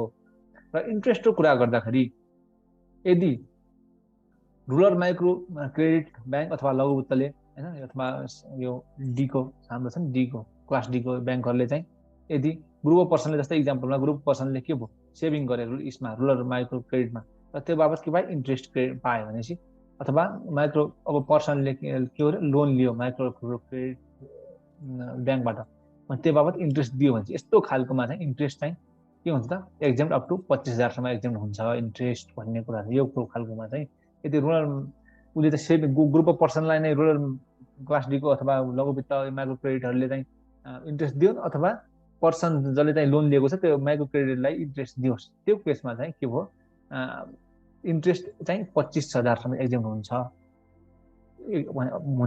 भन्ने कुरा छ र 25,000सम्म एक्जाम हुन्छ भन्नुको मतलब के हो त 25 एक्जाम इन्कम एमाउन्टमा त हाम्रो के टिडिएसले के हो त लाग्दैन भन्ने कुरा छ हामीले 84 मा हैन त्यही कुरा नै अब के हो यसमा टिडिएस लाग्ने भएन तर यदि 40,000 आएछ के गर्नु त 40,000 जस्तो केसमा भनेपछि 25,000सम्म एक्जाम हुने भयो र 15,000 मा चाहिँ के हो ट्याक्सेबल हुने भयो 25,000सम्म चाहिँ हाम्रो के भयो एक्जाम हुने भयो एमाउन्ट भन्ने कुरा भयो र इन्ट्रेस्ट अप टु 25,000 फ्रम कस्ताबाट हुनु पर्यो फेरि त्यो पनि कन्डिसन छ यो माइक्रो क्रेडिट ब्याङ्क लघु वित्त डी क्लासबाट हुनु पर्यो अथवा रुरल डेभलपमेन्ट ब्याङ्कबाट हुनु पर्यो अथवा पोस्टल सेभिङबाट हुनु पर्यो अथवा कोअपरेटिभबाट नै हुनु पर्यो त्योभन्दा बाहेकमा चाहिँ फेरि एक्जाम होइन भन्ने कुरा पनि यहाँ स्पष्ट गरिएको छ र यदि एक्जाम हो भने चाहिँ टिडिएस लाग्दैन नो टिडिएस भन्ने टिडिएस इन्डिकेसन कुरा छ यहाँ no TDS on interest pay to mutual fund अब म्युचुअल फन्डलाई पनि इन्ट्रेस्ट पे गरियो भने चाहिँ अघि भर्खर हामीले 84 मा पढिसक्यौँ म्युचुअल फन्डलाई डिभिडेन्ड अथवा इन्ट्रेस्ट पे गरियो भने चाहिँ उनीहरूलाई चाहिँ के हुन्छ हाम्रो लाग्दैन भन्ने कुरा त्यही कुरालाई स्पष्ट पारेको मात्र हो यहाँ कुरा के हो युनिट होल्डर छ मनली दियो म्युचुअल फन्डलाई अथवा सेयर होल्डरले के भयो आफ्नो इक्विटी हाल्यो यसमा म्युचुअल फन्डले के गर्छ इन्भेस्टमेन्ट इन सेयर गर्छ अथवा investment in fixed deposit in bank गर्छ फिक्स्ड डिपोजिट इन्भेस्टमेन्ट गर्छ चाहिँ उसले के इन्ट्रेस्ट पाउँछ कहिले म्युचुअल फन्डले अथवा इन्भेस्टमेन्ट सेयर गर्छ चाहिँ कुनै खालको कुनै पनि कम्पनीको उसले डिभिडेन्ड पाउँछ कहिले म्युचुअल फन्डले हो त्यस्तो खालको अब इन्ट्रेस्ट डिभिडेन्ड म्युचुअल फन्डले पाइरहेछ भनेपछि त्यसमा चाहिँ के हुन्छ त म्युचुअल फन्डमा चाहिँ इन्ट्रेस्ट डिभिडेन्ड चाहिँ अट्र्याक्ट हुँदैन है त्यसमा टिडिएस अट्र्याक्ट हुँदैन है त्यस्तो खालको इन्ट्रेस्ट डिभिडेन्डमा भन्ने कुरा नै हो जुन चाहिँ 84 मा लेखेकै छ कुरा हो त्यहाँ चाहिँ खालि क्लेरिफाई मात्र गरिएको हो र interest paid to exempt entity is subject to 15% TDS जो चाहिँ फाइनलको रूपमा हुन्छ भन्ने कुरा यहाँ गरिएको छ जस्तै इक्जाम्पलको लागि एउटा भक्त छ मान्छे छ उसले डोनेसन गर्यो कसलाई राम मन्दिर भनेको एउटा एन्टिटी हो एकदम एन्टिटी अनि त्यो गर्यो भनेपछि उसले राम मन्दिरले पैसा पाउने बित्तिकै ब्याङ्कमा डिपोजिट गरिदियो भनेपछि यो डोनेसन जुन छ राम मन्दिरलाई दिएको त्यसलाई चाहिँ इन्कम एक्जम्प्ट रूपमा लिन सकियो त्यसमा टिडिएस के हो त हाम्रो लाग्दैन तर अब ब्याङ्कमा डिपोजिट गर्छ चाहिँ राम मन्दिरले जुन इन्ट्रेस्ट आउँछ त्यो त इन्कमको रूपमा भयो नि अनि त्यो त इन्कमको रूपमा त्यो जुन इन्कम जुन एक्जेक्ट एमाउन्ट पाएको थियो त्यसमा अब लागेन तर के भयो यो त इन्कमको रूपमा अब इन्ट्रेस्ट आइसकेपछि त्यही त्यो डिपोजिट गरेर त्यस्तो केसमा 15% टिडिएस लाग्छ त्यो पनि फाइनल नेचरको हुन्छ भन्ने कुरा छ र 5% फाइनल विथहोल्डिङ ट्याक्स इफ कस्तो केसमा 5% विथहोल्डिङ ट्याक्स हैन भनेपछि हाम्रो interest paid by resident bank अथवा financial institution or resident entity issuing debenture or resident listed entity or resident कोअपरेटिभले चाहिँ इन्ट्रेस्ट पे गर्यो भने चाहिँ 5% विथहोल्ड गरेर चाहिँ पे गर्छ जस्तै हामीले फिक्स डिपोजिट राख्यौँ अथवा हामीले सेभिङ गऱ्यौँ आफ्नो एमाउन्ट भने चाहिँ त्यो इन्ट्रेस्ट उसले दिँदाखेरि यस्तो खालको इन्टिटीहरूले इन्ट्रेस्ट दिँदाखेरि हामीलाई 95% मात्र नेट अफ गरेर दिन्छ 5% चाहिँ त्यो इन्ट्रेस्टको 5% चाहिँ के हुन्छ ट्याक्सको रूपमा चाहिँ कलेक्ट गरिन्छ उनीहरूले विथहोल्ड गर्छन् भन्ने कुरा हो विथहोल्डिङ एजेन्ट को भयो त अब यिनीहरू इन्टिटीहरू भए र हामी के भयौँ विथहोल्डी भयौँ जस्तै इक्जाम्पलको लागि फरेन ब्याङ्कले के गर्यो फरेक्स लोन दियो रेसिडेन्ट ब्याङ्क र फाइनेन्सियल इन्स्टिट्युसनलाई यो कुरामा फरेन ब्याङ्क चाहिँ यहाँ बुझ्नुपर्छ हामीले र त्यसपछि के भयो इन्भेस्टमेन्ट इन एरियाज रिस्क अब एनआरबीमा चाहिँ के हो त्यो लोनलाई के गरियो चाहिँ इन्भेस्टमेन्ट गर्यो भनेपछि त्यसबाट जुन इन्ट्रेस्ट अब त्यो लोन लिए बापत फरेन ब्याङ्कले के गर्छ इन्ट्रेस्ट त्यो पर्सेन्टेज सर्टेन के हुन्छ इन्ट्रेस्ट दिनु पर्यो इन्ट्रेस्ट तिर्ने बापत चाहिँ त्यो इन्ट्रेस्टमा जुन पेमेन्ट छ त्यसमा चाहिँ टिडिएस यो त फरेन भनेपछि त के भयो रेसिडेन्ट हो नि त नन रेसिडेन्ट हो नि त रेसिडेन्ट होइन नन रेसिडेन्ट हो नि त होइन त्यसैले गर्दाखेरि फाइनल होल्डिङ पेमेन्ट कुरा छ 10%ले हामीले राख्नुपर्छ भन्ने कुरा छ यो पनि हाम्रो सेक्सन 92 को कुराहरू हुन्छ भाइ योभन्दा अगाडि कुरा पनि यो पनि तर यसले चाहिँ अलि विश्लेषण गरेर मात्र राखेको हो यहाँ र टिडिएस अनि डिभिडेन्डको कुरा छ डिभिडेन्डको टिडिएसको कुरा गर्दाखेरि डिभिडेन्ड कसले पे गर्यो भन्ने कुरा म्याटर गर्छ है डिभिडेन्ड पेड बाई यदि resident entity source in Nepal भएको कुरा हो भने चाहिँ सिधा गएर के हुन्छ त्यो कहाँ पर्यो यो कम्पनीले पे गर्यो कि अथवा पार्टनरसिप पे गर्यो अथवा अरू कुनै पनि इन्टिटीले पे गर्यो भन्ने कुरा ध्यान दिनुपर्छ त्यहाँनिर चाहिँ यदि कम्पनी र पार्टनरसिपले पे गर्यो र डिभिडेन्ड चाहिँ एक्जेम्ट अन्डर अदर सेक्सन छ भने चाहिँ भने चाहिँ यता गयो फेरि त्यो कुरा अलगै छ, छैन भने चाहिँ के हो डिभिडेन्ड कसलाई पे गरेको, म्युचुअल फन्डलाई गरेको कि कसलाई अरूलाई गरेको भन्ने कुरा। म्युचुअल फन्डको कुरा हामीले अघि गरिसक्यौँ नि होइन, म्युचुअल फन्डलाई गरिएको हो कि अरूलाई गरेको। यदि म्युचुअल फन्डलाई गर्छ भने टिडिएस लाग्दैन भन्ने कुरा छ, कम्पनी अथवा पार्टनरसिपले नै गरे पनि। तर म्युचुअल फन्डलाई गरेको होइन भने चाहिँ 5% रु एभ्री मन्थ बाँकीलाई चाहिँ सबैले लाग्छ भन्ने कुरा छ। अनि यो कुरा भयो हाम्रो पेमेन्ट, यो एक्जाम छैन भनेपछि कुरा। तर एक्जाम छ, डिभिडेन्ड एक्जाम छ भने चाहिँ कस्तो हुन्छ, यहाँ जाने भयो एक्जाम हुनुभयो, त्यसमा no TDS no income tax केही पनि लाग्ने भएन, किनकि त्यो एक्जामको रूपमा आइहाल्यो। Dividend pay to any person other इन्टिटीले पे गर्दाखेरि, अदर इन्टिटीले पनि कुनै पनि कम्पनी र पार्टनरसिप बाहेकले डिभिडेन्ड पे गर्दैछ कुनै पनि पर्सनलाई भने चाहिँ एक्जाम हुन्छ, त्यसलाई पनि त्यसमा टिडिएस लाग्दैन, नो इन्कम ट्याक्स भन्ने कुरा छ। र अर्को कुरा गर्दाखेरि नन रेसिडेन्ट इन्टिटीले जसको चाहिँ सोर्स इन नेपाल होइन, जस्तै इक्जाम्पल लागि एप्पल कम्पनीले त्यसले त पे गरिरहेछ भने चाहिँ dividend pay to resident company गरिरहेछ, र dividend pay to non resident company example दिँदाखेरि हामीले डिभिडेन्ड पे टु रेसिडेन्ट कम्पनीलाई डिभिडेन्ड पे गरिरहेछ भने चाहिँ received by resident through source not in Nepal under assessable under section 6। Section 6मा त हाम्रो के हुन्छ त्यो राखिन्छ त्यसलाई, र त्यो चाहिँ no TDS but income taxable, त्यसमा टिडिएस काट्दैन, तर income taxable under section 9 investment इन्कमको रूपमा चाहिँ त्यसलाई क्यालकुलेसन राखिन्छ भन्ने कुरा हाम्रो छ। र यदि इक्जाम्पल टिम कुकले भनेको यो विदेशी मान्छे हो, टिम कुकले के गर्यो त नन रेसिडेन्टलाई डिभिडेन्ड आफूले त्यसले डिभिडेन्ड पाइरहेको भने चाहिँ उसले के receive in Nepal, Nepal receive गरे हो र अथवा receive in not in Nepal भए पनि जुन भए पनि दुइटै केसमा नो टिडिएस र no tax no assessable income under section 6, किनकि त्यो हाम्रो सम्बन्धित कुरा भएन। टिम कुक भनेको विदेशी मान्छे, विदेशी ब्याङ्कले विदेशी मान्छेलाई तिरो भने चाहिँ हामीसँग सम्बन्धितै भएन, त्यो भने चाहिँ त्यो कुरा चाहिँ हामीसँग लागु नै हुने भएन भन्ने कुरा बुझ्नुपर्छ। र व्हिच डिभिडेन्ड्स आर एक्जेम्ट, अब कस्ता कस्ता डिभिडेन्डहरू एक्जेम्ट हुन्छ भन्दाखेरि dividend distributed by agro or forest based unions or cooperatives under section 11 मा भने अनुसार dividend distributed by rural based cooperatives, dividend distributed by industry in special economic zone, in case of study industry or tourism industry any bonus share is exempt from dividend tax provided it is capitalise for business expansion भन्ने कुरा छ। यी कुराहरू dividend चाहिँ exempt हुन्। र how to give propose अथवा dividend in cash and kind भन्ने कुरा छ। यो इक्जाम्पलको लागि हो, एक्सले चाहिँ के गर्यो डिभिडेन्ड 5 लाख प्रपोज गर्यो, जसमा चाहिँ 4 लाख बोनस सेयर छ र 1 लाख क्यास छ भनेपछि अब कसरी चाहिँ 10% how much with share holding, जसले चाहिँ 10% होल्ड गरिरहेको छ त्यसले कसरी रिसिभ गर्छ भन्ने कुरा छ। 40,000 4 लाखको 10% 40,000 बोनस सेयर पाउँछ उसले, क्यास डिभिडेन्ड 10,000 पाउँछ र टोटल दिन्छ 50 लाख हुन्छ। 50 लाखमा 5% हाम्रो किन फाइनल विथहोल्डिङ पेमेन्टको रूपमा डिभिडेन्ड काटिन्छ, कति आउँछ त्यसको एमाउन्ट टोटलमा 2500 आउँछ, जुन चाहिँ यो 50,000को 5% हो, र अन्तिममा जान्छ उसलाई 47,500। त्यो भन्नुको मतलब बोनस सेयर तकमा त काट्ने चान्सै भएन, त्यो पैसा काटेर राख्ने केबाट हो त डिभिडेन्ड क्यासबाट हो, क्यास डिभिडेन्डबाट हो, त्यो चाहिँ बुझ्नु परिन्छ त्यसरी भन्ने कुरा हो। र अरू कुनै पनि सर्भिसेसहरूमा चाहिँ टिडिएसको कुरा गर्दाखेरि हामी के हुन्छ त, यदि रेसिडेन्ट कम्पनीले कमिसन दिइरहेछ नन रेसिडेन्टलाई भनेपछि सोर्स नेपाल हो, नेपालैबाट दिइरहेछ, त्यो पैसाको सोर्स नेपाल हो भने चाहिँ एसेसेबल अन्डर सेक्सन 6 हामी गरेर त्यसमा टिडिएस 5% फाइनल विथहोल्डिङ पेमेन्ट लाइन्छ। त्यस्तो खालमा कुनै पनि सर्भिस कमिसन दिइरहेछ भनेपछि भन्ने कुरा भयो। र एयरक्राफ्ट लिज रेन्टल केसमा 10% हाम्रो सिधै एडभान्स ट्याक्स लागिन्छ। जस्तै एयरप्लेन हेलिकप्टर अल्टरलाइटहरू केसमा, जस्तै एयरक्राफ्ट रेन्टल नन रेसिडेन्ट हो, उसले चाहिँ एयरलाइन कम्पनी नेपालको चाहिँ एयरक्राफ्ट चाहिँ के रहेछ रेन्टलको रूपमा दिइरहेछ भने चाहिँ त्यसमा के हुन्छ 10% चाहिँ उसले फाइनल विथहोल्डिङ ट्याक्सको रूपमा एज नन रेसिडेन्ट पर्सन भएको कारणले गर्दाखेरि फाइनल विथहोल्डिङ ट्याक्स लागिन्छ 10%ले। त्यसै गरी सिमरिक एयर इक्जाम्पल दिँदाखेरि रेसिडेन्ट हो र ग्रान्ड रेसिडेन्ट हो, दुइटै एयर एम्बुलेन्स हेलिकप्टर दियो भने रेन्ट दियो भनेपछि यस्तो केसमा चाहिँ एडभान्स हुने भयो। अघि के थियो फाइनल किन थियो त अघि, यो चाहिँ नन रेसिडेन्ट भएको कारणले गर्दाखेरि हामीले फाइनल विथहोल्डिङ पेमेन्टको जुन डिफिनेसन छ 9692 मा त्यहाँ स्पष्ट भनेको छ भने चाहिँ यो नन रेसिडेन्टलाई दिने कुराहरू म्याक्सिमम फाइनल हुन्छन् भन्ने कुरा छ।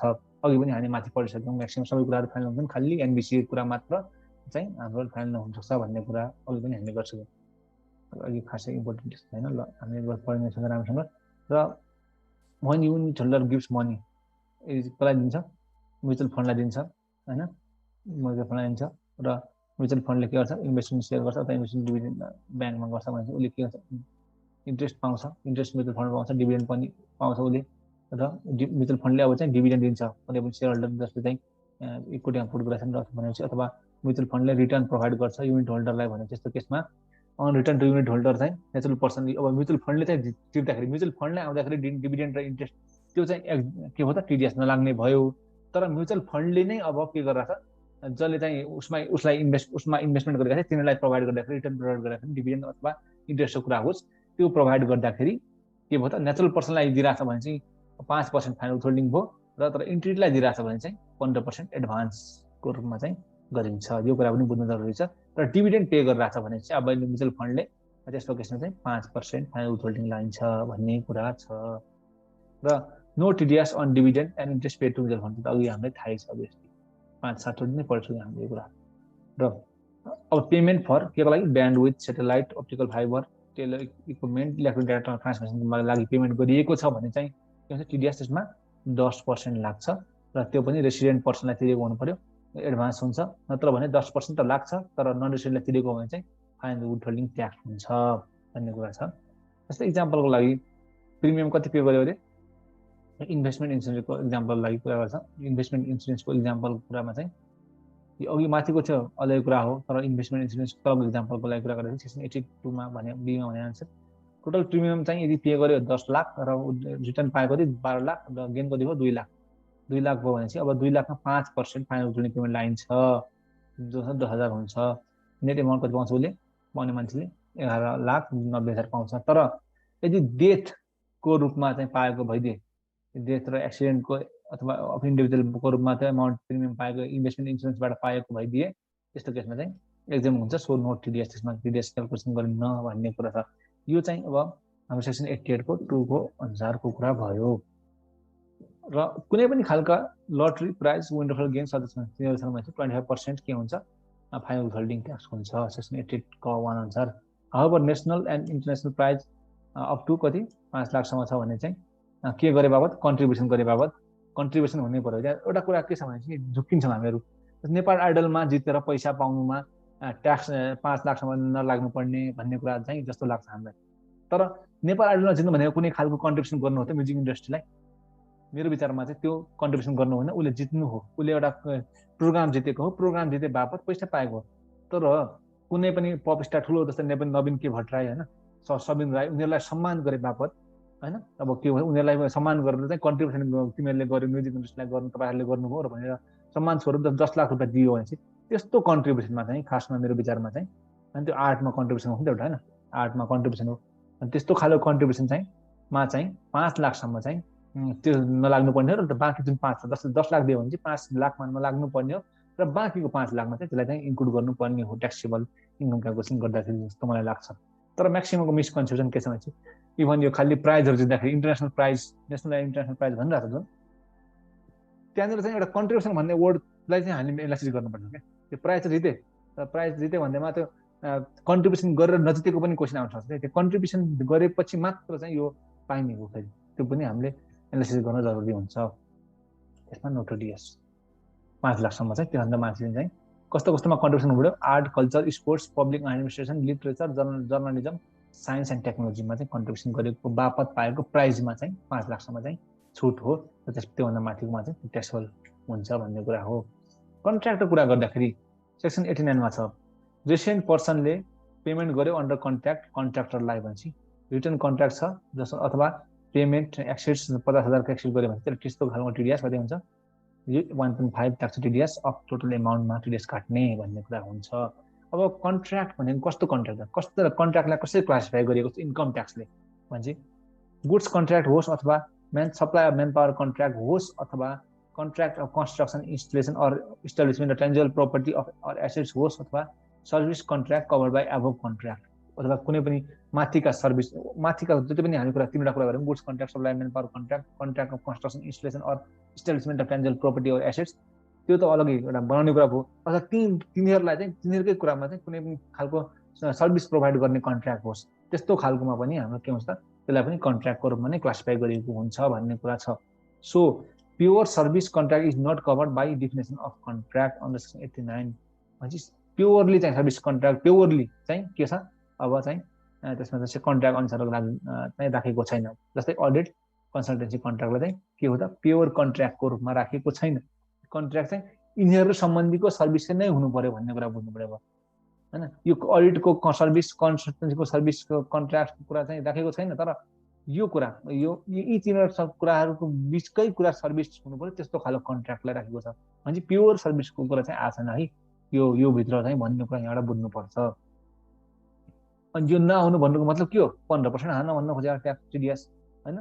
त्यही कुरा त माथि हामी डिस्कसन गर्छौँ। त्यो यहाँ आइदियो त हामी यसमा यदि यहाँ आइदियो भए त 1.5 हाल्थ्यौँ जम्मा टिडिएस। त्यसैले गर्दाखेरि हामीले यहाँबाट बुझ्नुपर्छ अब कसरी चाहिँ 50,000 को लिमिट हामीले क्यालकुलेसन गर्ने भन्ने कुरा सेक्सन 82 ले गर्छ। त्यसमा payment made under the contract आजको by contract or associate to contractor सामान्य रूपमा बुझिने हाल्छ। आज पेमेन्ट गरेको र payment in past 10 days under same कन्ट्र्याक्टमा चाहिँ 5-10 दिनभित्र कन्ट्र्याक्ट भएको त्यो पनि एमाउन्ट छ। यदि त्यो सबै टोटल एमाउन्ट जोड्दाखेरि 50,000 कट्यो भने त्यसमा टिडिएस कति राख्नुपर्छ हामीले? 50,000 को टिडिएसमा कति त्यो एक्सिड गर्ने बित्तिकै 1.5% टिडिएस त्यसमा एमाउन्टमा काट्नुपर्छ भन्ने कुरा हो। र सेक्सन 89(3) मा रेसिडेन्ट पर्सनले पेमेन्ट गर्यो payment for contract to non resident पर्सनलाई पेमेन्ट गर्यो भने चाहिँ 5% त्यसमा टिडिएस लाग्छ। त्यो नि फाइनलको कुरा आउँछ। यो भन्नुको मतलब 89 भनेको कन्ट्र्याक्ट सम्बन्धी नै हो।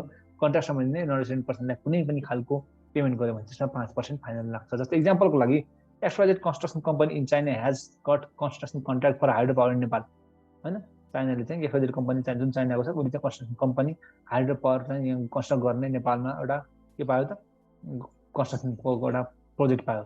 On the payment made TDS 5% is applicable. त्यस्तो खालको पेमेन्ट जुन गर्छ त्यसमा चाहिँ 5% टिडिएस एप्लिकेबल हुन्छ र त्यो पनि के हुन्छ फाइनल हुन्छ भन्ने कुरा हो।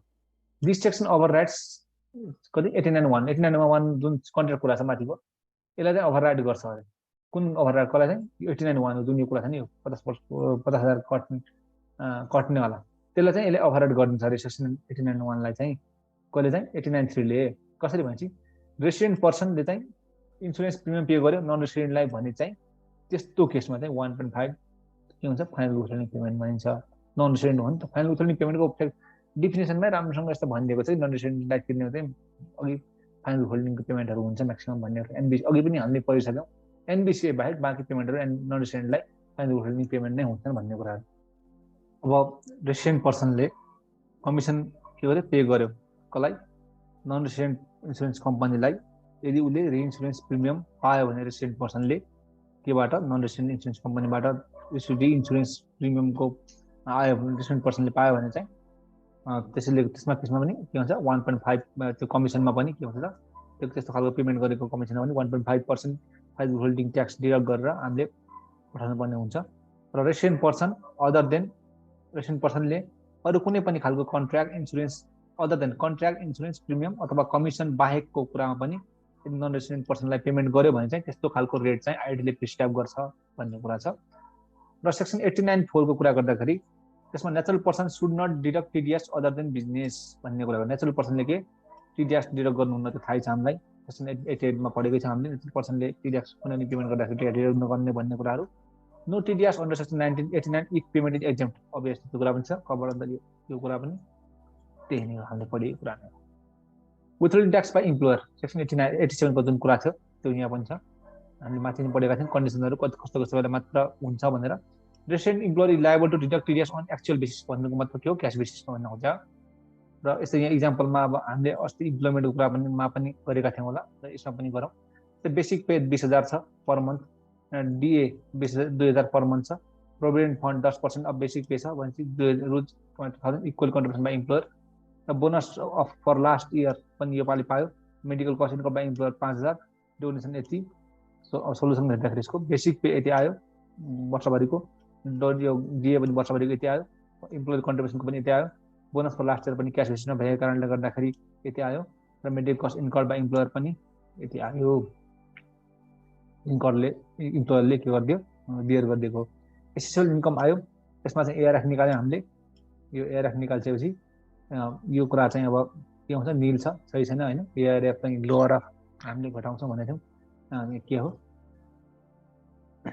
कति आयो लोअर अफ 40,000 आयो। डोनेसनको कुरा पनि आयो। यो कुरा त हामीले अब खास गर्न खोजे होइन सिम्पली कसरी गर्ने मात्र बुझ्न खोजे यहाँ। त्यसले डोनेसन लोअर अफ घटायौँ र यो सबै कुराहरू घटायौँ। त्यसपछि ट्याक्सेबल इन्कम आयो।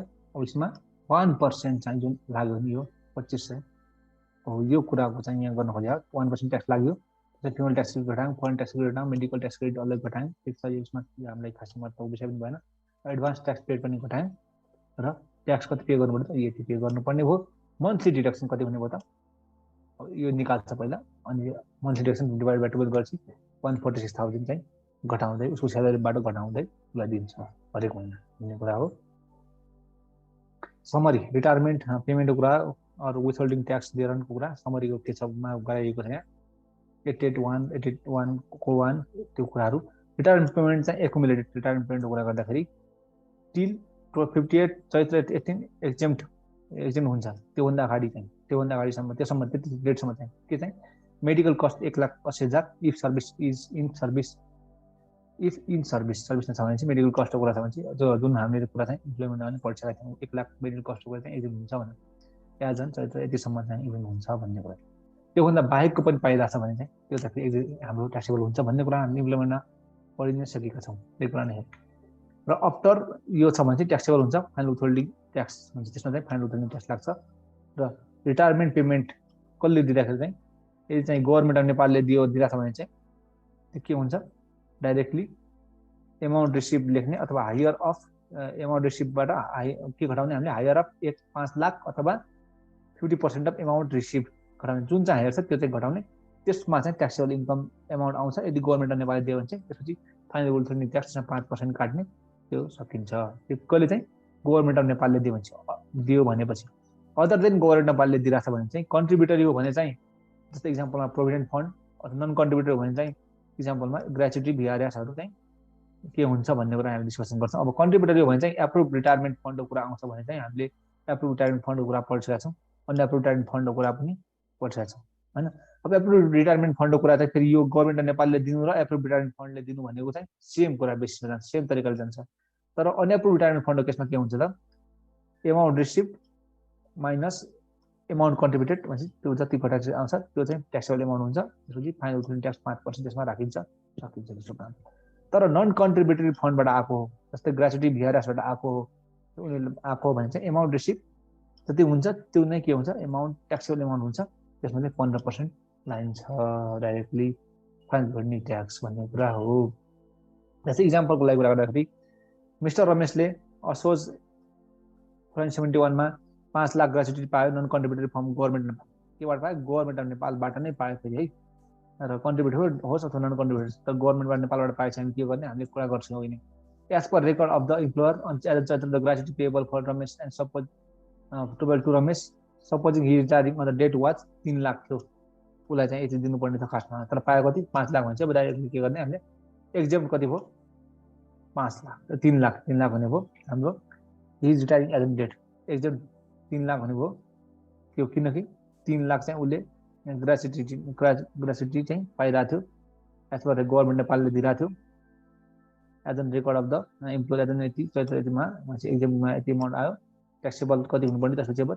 5 लाख टोटल्ली पायो भने चाहिँ 3 लाख रुपियाँ हाम्रो के भयो यहाँ हुन्छ के भयो as per record employer gratuity payable to Mrs supposing retiring 3 lakh चाहिँ के भयो हाम्रो यो हुने भयो र 2 लाख चाहिँ यो एमाउन्ट रिसिभको रूपमा देखिने भयो अब किनकि 3 लाख त उसले पाउने नै थियो जसरी पनि पाउने नै मतलब उसले ग्रेच्युटी यसमा चाहिँ के मानेको भने चाहिँ आफ्नै एमाउन्ट चाहिँ आफ्नै एमाउन्टबाट घटाउँदै ग्रेच्युटी चाहिँ के हो पे राखिरहेछ जम्मा गरिरहेछ भन्ने कुरा हो अब त्यो अगाडि नै राखिसकेको कुराहरूमा अगाडि नै त्यो जुन इन्कम फ्रम इम्प्लोइमेन्टबाट गर्दाखेरि कुरामा जुन चाहिँ त्यसमा ट्याक्स डिडक्ट गरिसकेको छ अगाडिदेखि नै इन्कम फ्रम इन्कममेन्टको कुरामा मेन्सन गरेर भन्छ त्यसमा चाहिँ अझ ट्याक्स लाग्नु पर्ने कुरा आएन त्यसैले चाहिँ यसलाई एक्जाम्पल भनेको हो नत्र पनि एक्जाम्पल भन्नुपर्ने जरुरत छैन यो क्वेसनको लागि चाहिँ एक्जाम्पल भनेको हो यो क्वेसनमा चाहिँ त्यसकोमा ट्याक्स लाग्दैन भन्न खोजेको हो 3 लाख त्यसैले घटाइएको हो र 2 लाख आयो 5 लाख हायर अफ यो जुन हो घटाउनुपर्छ भन्ने कुरा थियो अब 5 लाख हायर भनिसकेपछि त्यो घटाइसकेपछि 2 लाख त्यसमा अब कति पनि हामीले टिडिएस काट्नु पर्दैन किनकि हायर अफ जति पाएको छ त्यसको 50% अथवा 5 लाख हो नि त अनि 5 लाख हायर भनेपछि 5 लाख नै घट्ने भयो त्यसैले पाउनु हामीले त्यहाँ कुनै खालको पनि टिडिएस ट्याक्सेबल एमाउन्ट नै भएन भने चाहिँ टिडिएस पनि आउने चान्सै भएन यो कुरा पनि सेम कुरा हो त्यसमा खास डिस्कसन गर्नुपर्ने देखिन मैले र rate of TDS on disposal of land and बिल्डिङको कुरा छ ल्यान्ड एन्ड बिल्डिङ कुरा 95A मा के भनेको छ भने चाहिँ टिडिएस कति के लाग्ने भन्ने कुरा छ disposal of land and building कहिले चाहिँ नेचुरल पर्सनले हो जुन चाहिँ एनबिसी अनुसार क्लासिफाइड छ भने चाहिँ मैले सिम्पल यहाँ चाहिँ एनबिसी के हो यताउता डिस्कसन गर्दैन केही पनि म सिधा जान्छौँ यसमा कति कति रेट भन्ने कुरामा। यदि ओनरसिप चाहिँ उसले 5 वर्षदेखि ओनरसिप उसको छ 5 वर्ष भन्दा अथवा 5 वर्ष अथवा 5 वर्षभन्दा अगाडिदेखि बढीको ओनरसिप चाहिँ उसले बेच्न खोजिरहेको भनेपछि के हुने भयो 2.5% लाग्ने भयो टिडिएस फाइनल नेचरको हुन्छ। ओनरसिप अझै 5 वर्षभन्दा कम छ भनेपछि चाहिँ त्यस्तो केसमा चाहिँ 5% को टिडिएस लाग्ने भयो 5 के हुन्छ हाम्रो फाइनलको हुन्छ फाइनल विथहोल्डिङ पेमेन्ट हुन्छ। र टिडिएस चाहिँ सेल्स प्राइसमा होइन गेनमा लाग्ने हो यो कुरा पनि बुझ्नु जरुरी छ। हामी झुकेर सेल्स प्राइसमा गरेर आउँछौँ कतिपय साथीहरू होइन म पनि गर्थेँ यसमा चाहिँ गेनमा हाल्ने हो हामीले गेनमा हाल्छपछि त्यसमा no gain then no TDS. अब गेनै छैन भने त टिडिएस लाग्ने कुरो भएन भन्ने कुरा। र अनि on disposal of land and building by person other than above माथिको कुरा बाहेकको यो नेचुरल पर्सन बाहेकको कुरामा चाहिँ कति के हुने भन्ने कुरा छ। यदि अदर देन एभवमा भन्छपछि natural person land and building हो र classified depreciable asset business asset र स्टक हो भनेपछि अथवा इन्टिटीले नै बेच्न खोजिरहेछ त्यो डिप्रेसिबल एसेट बिजनेस एसेट्स हो अथवा ल्यान्ड एन्ड बिल्डिङ हो भनेपछि स्टक हो भनेपछि त्यस्तो केसमा टिडिएस 1.5 लाग्छ। अब सेल्स प्राइस लाग्छ गेनमा यहाँ चाहिँ होइन गेनमा होइन है यो बुझ्नु जरुरी छ। यहाँ चाहिँ गेनमा होइन त्यो चाहिँ सेल्स प्राइसमा लाग्छ TDS to be deducted even if loss भनेपछि लस भयो भने चाहिँ जतिमा बेचिया छ त्यो सेल्स प्राइसमा लाग्ने भन्ने बित्तिकै गेन हुनैपर्छ भन्ने छैन। सेल्स प्राइसमा 1.5 लाग्ने हो भने चाहिँ लस होस् फाइदा होस् घाटा होस् मतलब भएन हामीले 1.5% लाउँछौँ भन्ने कुरा हो। इक्जाम्पलको कुरा गर्दाखेरि रामले चाहिँ Ram had house from 15 years 15 वर्षदेखि उसको हाउस थियो but he was not staying in another house भन्छ तर त्यो हाउसमा बसिरहेको थिएन अर्को हाउसमा बसिरहेको थियो। He purchase it for 10 lakh and now selling it for 30 lakh fine tax implication भन्छ।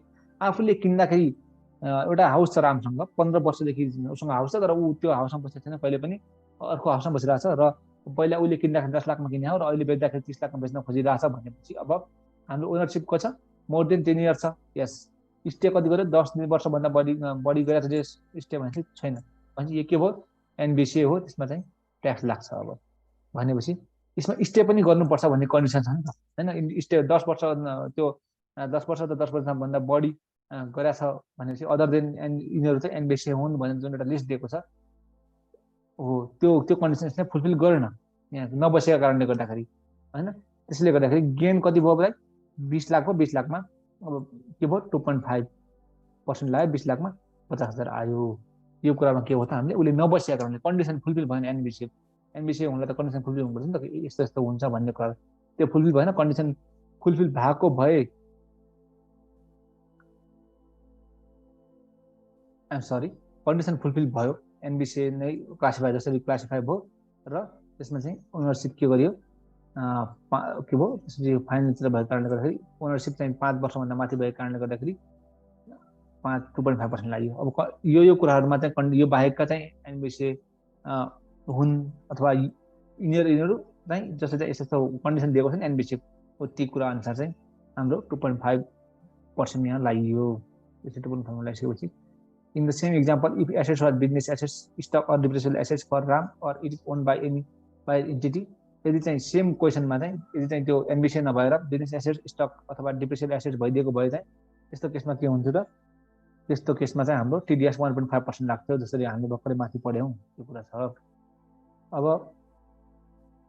TDS and taxation of gain on disposal सेयरको कुरा गर्दाखेरि होइन गेन मेड बाई कसले गेन मेड गर्यो भने चाहिँ रिसेन्ट पर्सन नेचुरल पर्सनले चाहिँ गेन पायो भने चाहिँ 5% अन गेन हालिन्छ। त्यस्तो लिस्टेड सेयरको केसमा चाहिँ डिस्पोजल गरिरहेको छ उसले भनेपछि र अनलिस्टेड सेयरको केसमा चाहिँ 10% गेनमा हालिन्छ ट्याक्स लगाइन्छ। यदि रिसेन्ट इन्टिटी हो भने चाहिँ 10% गेनमा लगाइन्छ र 15% चाहिँ गेनमा लगाइन्छ यदि चाहिँ अनलिस्टेडको केसमा र 10% चाहिँ लिस्टेड सेयरको केसमा। नन रेसिडेन्ट हो नेचुरल पर्सन र इन्टिटी हो भने चाहिँ नन रेसिडेन्ट भए तापनि 25% on gain disposal in the disposal of listed share लगाइन्छ र 25% gain in the disposal of unlisted सेयरमा लगाइन्छ। र who will deduct TDS and deposit in IRD यसमा चाहिँ ब्रोकरले गर्छ यसमा चाहिँ company of whose share is being सोल्डको कुरामा आउँछ भन्ने कुरा छ। जस्तै इक्जाम्पलमा कुरा गर्दाखेरि रामले चाहिँ नेचुरल पर्सन एउटा उसले चाहिँ सेयर भेरियस कम्पनीको गर्यो जसरी त्यो मध्ये एउटा नबिलो ब्याङ्कमा पनि उसले चाहिँ सेयर किनेर छ जुन चाहिँ 500 पर सेयर थियो। अहिले धेरै छ नबिल ब्याङ्कको सेयरको प्राइस होइन तर अहिले चाहिँ इक्जाम्पलको लागि 500 परमा किने उसले भनेपछि इन्क्लुडिङ ब्रोकरेज है फेरि र 20 युनिट छ उसँग नम्बर छ भनेपछि र उसले चाहिँ हि सोल्ड यो 25 सेयर्स अफ नबिल ब्याङ्क अनि 800 इच भन्ने कुरा भने चाहिँ अब ब्रोकरेज 1% भन्ने कुरा गरेर उसले किन्दाखेरि यतिमा किन्यो हैन। अब बिचमा उसले के पायो होला, डिभिडेन्ड पनि पायो होला, सेयर बोनस पायो होला, बोनस पाएर अलिकति बढ्यो होला हैन। यो सबै कुरा गरिसकेपछि उसले बेच्दाखेरि चाहिँ 25वटा सेयरलाई 800 को दरले बेचिरहेछ भन्ने कुरा भयो हैन। डाइरेक्टली अब यो नहुनु पर्ने थियो क्वेसनमा, जस्तै यहाँ 40 नै भइदिए राम्रो हुन्थ्यो अथवा 20-25 नै भइदिए राम्रो हुन्थ्यो। तर इक्जाम्पल लिउँ हामी, उसले बोनस पायो मानिदिउँ छोडी, र बोनस पायो 25 भयो र 25 बेच्न खोजिरहेछ भनेपछि ब्रोकरेज 1% सेल छ भने चाहिँ अब कति चाहिँ राम्ररी रिसिभ गर्छ आफ्टर ब्रोकरेज एन्ड ट्याक्सेस भन्दाखेरि weighted average cost of Nabil bank लिँदाखेरि हैन।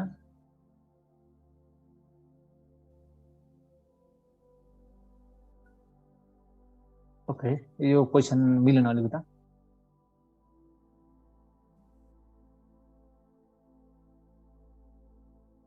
किनकि 500मा 20वटा सेयर किनेछ र 10वटा चाहिँ 700मा किनेछ भन्नुपर्ने थियो। ल ओके, क्वेसनले के भन्यो भने चाहिँ यहाँ छुट्यो एउटा 10वटा पनि उसले के 700मा किने रहेछ, यहाँ एउटा अर्को छुट्यो, त्यो चाहिँ किने रहेछ भन्ने मानौँ हामी अब।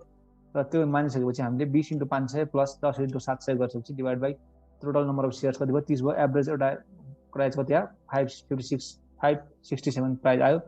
567 प्राइस आइसकेपछि अब इन्कमिङ कति छ, इन्कमिङमा 25वटा सेयर बच्दैछ, कतिको दरले, 800 को दरले भनेपछि 20,000 आउँछ। र पर्चेज प्राइस कति छ, यो एभरेज प्राइस मल्टिप्लाई गरेर त्यो 25वटालाई यो हो भनेपछि अब ब्रोकरेज अलरेडी इन्क्लुडेड के हो, अलरेडी इन्क्लुडेड इन केमा छ, पर्चेज प्राइसमा भनेपछि निल कति पनि कुरा छैन। र ब्रोकरेज एन्ड सेल चाहिँ कति 1% लाग्छ भनेपछि त्यो काटेपछि हाम्रो गेन अन डिस्पोजल कति भयो, यति भयो। गेनमा नै 5% लाउने हो र त्यो ट्याक्स कति भयो त 281 भयो। एजुमिङ रान इज रेसिडेन्ट भन्ने कुरा भयो। यहाँनिर के छुट्यो, एउटा 10वटा नोबेल ब्याङ्कको 700मा पनि किनेको भन्ने कुरा छुटेको छ, त्यसले चाहिँ अब आफै एनालिसिस गर्नु होला। र 90मा सेक्सन 90मा विथहोल्डिङ ट्याक्स रिटर्न र पेमेन्ट अफ विथहोल्डिङ ट्याक्सको कुरा छ। यो कुरामा गर्दाखेरि हामीले this section deals with the two things, return of tax TDS भर्ने र पेमेन्ट अफ टिडिएसको कुरामा डिल गर्छ यसले, यो सेक्सनले। यसमा के भन्छ भने the withholder of sale withhold tax from the payment being made to the withholding and deposit it to the IRD within next 25th of next month को कुरा गर्छ। यो कुरा त हामीले अगाडि पनि गर्दै आएको कुरा हो। यसमा चाहिँ के गर्छ उसले, अब विथहोल्ड गर्छ, रिटर्न पनि भरिन्छ, पेमेन्ट पनि गरिदिनुपर्छ अर्को महिनाको 25 गते भित्र भन्ने कुरा नै हो। र also withholder need to file TDS. Okay, ठिक छ, यो हामीले गर्न सक्यौँ, अघि नै पनि कुरा गर्छौँ यो। र what if withholding agent did not deduct any withholding tax, यो बुझ्नु जरुरी छ एकदमै। यदि विथहोल्डिङ एजेन्टले विथहोल्डिङ ट्याक्स चाहिँ डिडक्ट गरेन भने के हुन्छ भन्दाखेरि in this case it will be deem to have been deducted and deem to have been deducted, deemed हुन्छ। अब मान्नुपर्छ, अब के मान्नुपर्छ अरे deem to have been deducted मानिन्छ र it shall be deposited and return should be file. त्यस्तो केसमा चाहिँ रिटर्न फाइल गरिन्छ अरे, उसले काटेछ है भन्ने मानिएर।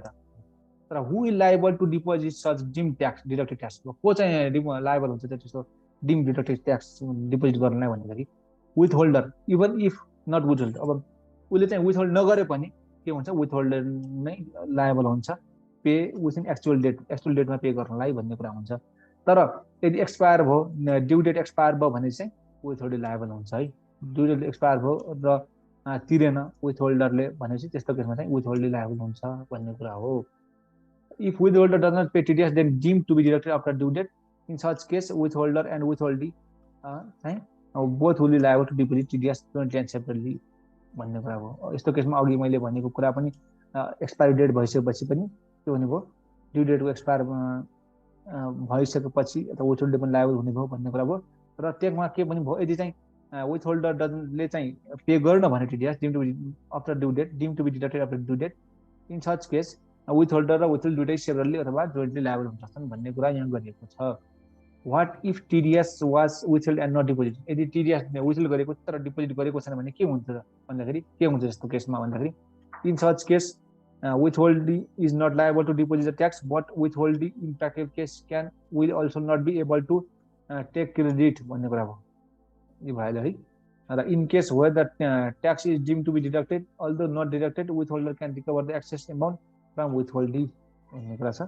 यो गर्ने यस्तो केसमा के हुने भयो, in case where tax is deemed to be deducted although not deducted, deemed to be deducted छ तर डिडक्ट गरेको छ साँच्चै भनेपछि विथ होल्डरले चाहिँ के गर्नु सक्छ, recover the excess amount from withholdee, जति चाहिँ उसले पे गर्यो होइन, जति चाहिँ विथ होल्ड गर्नुपर्ने थियो र विथ होल्ड गरेन उसले त्यो एमाउन्ट, र जति चाहिँ उसले पे गर्यो अब विथ होल्डरले डिममा चाहिँ उसले पे गर्छ भन्ने कुरा भर्खरै हामी डिस्कसन गरेको थियौँ मैले भर्खरै होइन। विथ होल्डरले पे गर्यो यो वाला केसमा यदि उसले पे गर्यो भने चाहिँ त्यो एक्सेस एमाउन्ट जति पे गरेको छ त्यो चाहिँ विथ होल्डबाट लिन सक्छ भन्ने कुरा हो।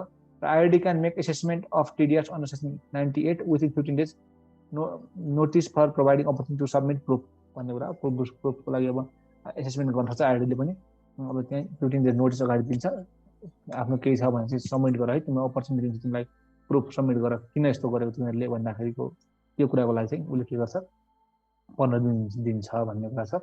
र सेक्सन 91 टिडिएस सर्टिफिकेटको कुरा छ, सिम्पल छ। टिडिएस डिडक्टेड गरिसकेपछि अन्डर सेक्सन 87 इम्प्लोइलाई र अन्डर अरू सेक्सन बाँकी सेक्सनहरूमा यसमा चाहिँ provide TDS certificate within 30 days from the end of income year, अथवा यदि चाहिँ within 30 days of leaving the employment, यदि उसले चाहिँ इम्प्लोइमेन्ट लिभ गरिरहेको छ भने चाहिँ उसले जब लेफ्ट गर्यो भने चाहिँ 30 दिनभित्र चाहिँ इम्प्लोइमेन्ट लिभ गरेको 30 दिनभित्र उसले टिडिएस सर्टिफिकेट पाउनुपर्छ, अथवा र प्रोभाइड त्यो के चाहिँ 30 दिनभित्र इन्कम इयर भएको 30 दिनभित्र उसले त्यो टिडिएस सर्टिफिकेट पाउनुपर्छ भन्ने कुरा हो। र यस्तो केसमा चाहिँ provide TDS within 25th of the next month, TDS certificate चाहिँ 25th अफ द नेक्स्ट मन्थसम्म चाहिँ उसले पाइसक्नुपर्छ भन्ने कुरा छ। द टिडिएस द सर्टिफिकेट स्याल फुड सर्टिफाई, उसले के सर्टिफाई गर्नुपर्छ त्यो सर्टिफिकेट दिँदा भनेपछि amount of tax withhold, details of with holder, details of with holding, यिनी कुराहरू चाहिँ हामीले के हुन्छ त सर्टिफाई गर्नुपर्छ। त्यो ट्याक्स सर्टिफिकेटमा चाहिँ स्पष्ट चाहिँ यी कुराहरू एमाउन्ट अफ ट्याक्स विथहोल्ड कति कुरा थियो र विथ होल्डरले अथवा विथ होल्ड कसको लागि चाहिँ विथ होल्डरले चाहिँ के गरिदिएको विथ होल्ड गरिदिएको, ती सबै डकुमेन्ट कुराहरू चाहिँ हुनुपर्छ भन्ने कुरा छ। र फाइनल होल्डिङको पेमेन्टको कुरा अलि लामो छ, यसमा नगरौँ, अब यो भिडियोमा अर्को अलग्गै भिडियोमा गरौँला होइन। सेक्सन 93 कुरा गर्दाखेरि inclusion and credit worthiness credit of withholding ट्याक्सको कुरा गर्दाखेरि take credit of TDS if, त्यो चाहिँ अब के गर्नु सक्छ क्रेडिट लिन सकिन्छ टिडिएस हो if deposited by withholder or withholdee, deducted and deposited withholder, अथवा not deducted but deposited withholder or withholdee, यी तीनवटा केसमा चाहिँ के गर्न सकिन्छ यहाँ चाहिँ टिडिएसको क्रेडिट दिन सकिन्छ। Tax credit is to be claimed in respect to year when it is deducted and can be carried forward if cannot be utilized अरे, त्यो जुन इयरमा टिडिएस चाहिँ काटेको हो त्यो इयरमा चाहिँ ट्याक्स क्रेडिट लिनुपर्छ हामीले टिडिएसको, र यदि चाहिँ युटिलाइज हुन सकेन भनेपछि त्यसलाई चाहिँ क्यारिड फरवर्ड पनि गर्न सकिन्छ भन्ने कुरा हो। But it is not claimed in year of deduction, it can never be claimed, यदि चाहिँ जुन इयरमा चाहिँ के छ ट्याक्स काटेको हो त्यो टिडिएस काटेको हो त्यो इयरमा चाहिँ क्लेम गर्न सकिएन भने अर्को इयरमा चाहिँ it can never be claim भन्ने कुरा भयो। भनेपछि त्यो वर्षभरिभित्र जसलाई टिडिएस काटेको हो त्योदेखि 1 वर्षभित्र चाहिँ क्लेम गर्न सक्नु पर्यो, त्योभन्दा पछि चाहिँ पाइँदैन भन्ने कुरा हो यो। जस्तै इक्जाम्पललाई टिडिएस 20,000 छ, ट्याक्स लस कति भयो claim in return can be carried forward, tax loss भयो र क्लेम गर्न त किन क्लेम गरिराख्नु पर्यो, तब लास्ट लसमै छ भनेपछि अनि त्यसमा what it forgets to claim then now can be claim forward भन्ने कुरा हो। क्यारिड फरवर्ड गर्न पाइन्छ तर यसले चाहिँ क्लेम गर्न नै भुल्यो अरे, तर अब चाहिँ के हुन्छ त्यसलाई चाहिँ क्यारिड फरवर्ड गर्न पाइँदैन भन्ने कुरा गरियो। त्यो भने के भन्छ 1 वर्षको कुरा, यही कुरा नै हो, यो कुरा चाहिँ हुनु पर्यो मिल्नु पर्यो त्यसको लागि पनि अलिक सुटेबल इक्जाम्पल भएन यो। अब एडभान्स ट्याक्स कस्टमर फ्रन्टियरको केसमा 95 कस 7 मा चाहिँ एडभान्स ट्याक्सको कुरा गरेको छ, कस्तो कस्तो केसमा चाहिँ एडभान्स ट्याक्स कलेक्सन गर्ने कस्टम फ्रन्टियरमा चाहिँ भन्ने कुरा छ। Advance tax to be collected at the rate 5% होइन, एडभान्स ट्याक्स 5% गरिन्छ। Advance tax shall be collected by custom frontier at the rate 5% on value determined for the purpose of custom duty at the time of import of foreign goods for commercial purpose। Commercial पर्पजको लागि यस्ता यस्ता खालका गुडहरू चाहिँ import भइरहेछन् भन्ने चाहिँ value जुन चाहिँ कस्टम ड्युटीको लागि को त्यो भर दिँदाखेरि होइन पे गर्दाखेरि त्यहाँनिर एउटा भ्यालु डिटरमाइन गरिन्छ, त्यो भ्यालुमा चाहिँ 5% होइन त्यो अन 5% एट द रेट 5% चाहिँ के गरिन्छ भ्याट कलेक्ट गरिन्छ, अथवा भ्याट भन्नाले ट्याक्स कलेक्टेड गरिन्छ, एडभान्स ट्याक्स कलेक्ट गरिन्छ भन्ने कुरा हो। कस्तो कस्तो कुरा हो भने चाहिँ बफेलो हिगट सिगट च्याङ्ग्रा पार्ट 1 मा छन्, जुन पार्ट 3 मा कसको पार्ट 1 मा छन् यो हार्मोनिक कोड सिस्टम नोमेनक्लेचरको पार्ट 1 मा कुरा गर्छ, र पार्ट 3 को कुरामा गर्दाखेरि लाइभ फ्रोजन अथवा फ्रेस फिस, अनि पार्ट 6 को कुरा गर्दाखेरि फ्रेस फ्लावर कुरा, पार्ट 7 कुरा गर्दाखेरि फ्रेस भेजिटेबलको potato onion dry vegetables garlic baby, अनि पार्ट 8 को कुरा गर्दाखेरि फ्रेस फ्रुट। यस्तो केसमा चाहिँ के हुन्छ त कस्टम फ्रन्टियरमा चाहिँ 5%ले गरिन्छ। यस्तो खालको चाहिँ कस्टम पर्पजको लागि जुन भ्यालु डिटरमाइन गरेको हुन्छ त्यो भ्यालुमा चाहिँ 5% चाहिँ एडभान्स ट्याक्स काटिन्छ। यदि चाहिँ यस्ता यस्ता कुराहरू चाहिँ केका लागि इम्पोर्ट गरेका हुन् भने चाहिँ यस्ता कुराहरू चाहिँ कमर्सियल पर्पजको लागि इम्पोर्ट गरेका हुन् भनेपछि चाहिँ सेम कुरा गर्दाखेरि 2.5% एडभान्स ट्याक्स चाहिँ के गरिन्छ काटिन्छ। त्यो भ्यालु डिटरमाइन यही कुरा नै value determine for the purpose of custom ड्युटीमा चाहिँ एट द टाइम अफ इम्पोर्टमा चाहिँ कस्तो कस्तो कुरामा चाहिँ त्यो भन्दाखेरि मिटमा पार्ट 2मा पार्ट 4मा चाहिँ डेली प्रोडक्ट एग हनी कुरामा मिलेट फापर जुनेलो राइस कनिकामा मैदा व्हाइट फ्लोर एन्ड पिठोमा हर्ब सुगर क्यान र पार्ट 14 कुरा चाहिँ प्रोडक्ट रिलेटेड टु प्लान्ट्सको कुरामा चाहिँ इम्पोर्ट गरेर राख्नु भने चाहिँ त्यस्तो केसमा चाहिँ हामीले 2.5% एडभान्स ट्याक्स काट्नुपर्ने हुन्छ भन्ने कुरा छ। र इन्ट्रेस्ट एन्ड पेनाल्टी कुरा गर्दाखेरि सेक्सन 117(3) के भनेको छ भने चाहिँ विथहोल्डिङ एजेन्टले जसले चाहिँ who fails to file statement under section 117(3) मा चाहिँ उसले फाइल स्टेटमेन्ट गर्न चाहिँ उसले भुल्यो भने चाहिँ यदि के हुन्छ विथहोल्डिङ एजेन्टले 2.5% per annum of the tax is required per एनमको मा छ यो 2.5 to be withheld for every month of delaying treating part of every month as 1 month भन्नुको मतलब एक दिन पनि डिले भयो भने चाहिँ त्यसलाई 1 मन्थ मान्ने र 1 मन्थको अब 2.5% पर अफ द ट्याक्स चाहिँ के गर्ने अब हरेक तिर्दै जाने त्यो तिर्नुपर्छ फाइन तिर्नुपर्छ त्यसको लागि चाहिँ भन्ने कुरा हो। ल के भन्न खोजेको मान्छे यसमा चाहिँ यो चाहिँ एक दिन गयो होइन 25 भित्र तिर्सक्नुपर्ने थियो 25, 26, 27, 28मा तिर्यो भने चाहिँ त्यो अब दिनको मतलब भएन कि हामीलाई त्यो 2-3 दिन भए पनि 1 महिना जस्तो ट्रिटमेन्ट गर्नु पर्यो भन्ने कुरा हो।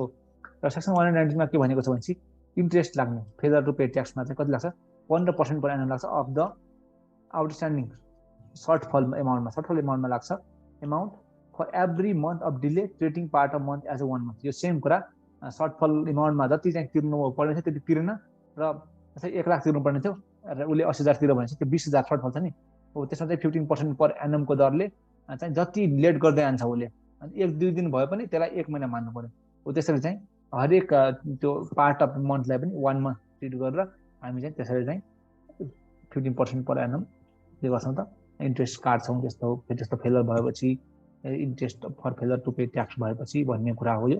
र यति नै कुरा हो। अब लामै थियो किसिमको यो च्याप्टर होइन लामै हो तर कन्सेप्चुअल पनि थियो कतिपय कुराहरू सायद बुझ्नुभयो होला जस्तो मलाई लाग्छ। पढ्दै गर्नु होला लकडाउनलाई एकदमै युज गर्नु होला यो समयलाई र stay safe keep smiling thank you.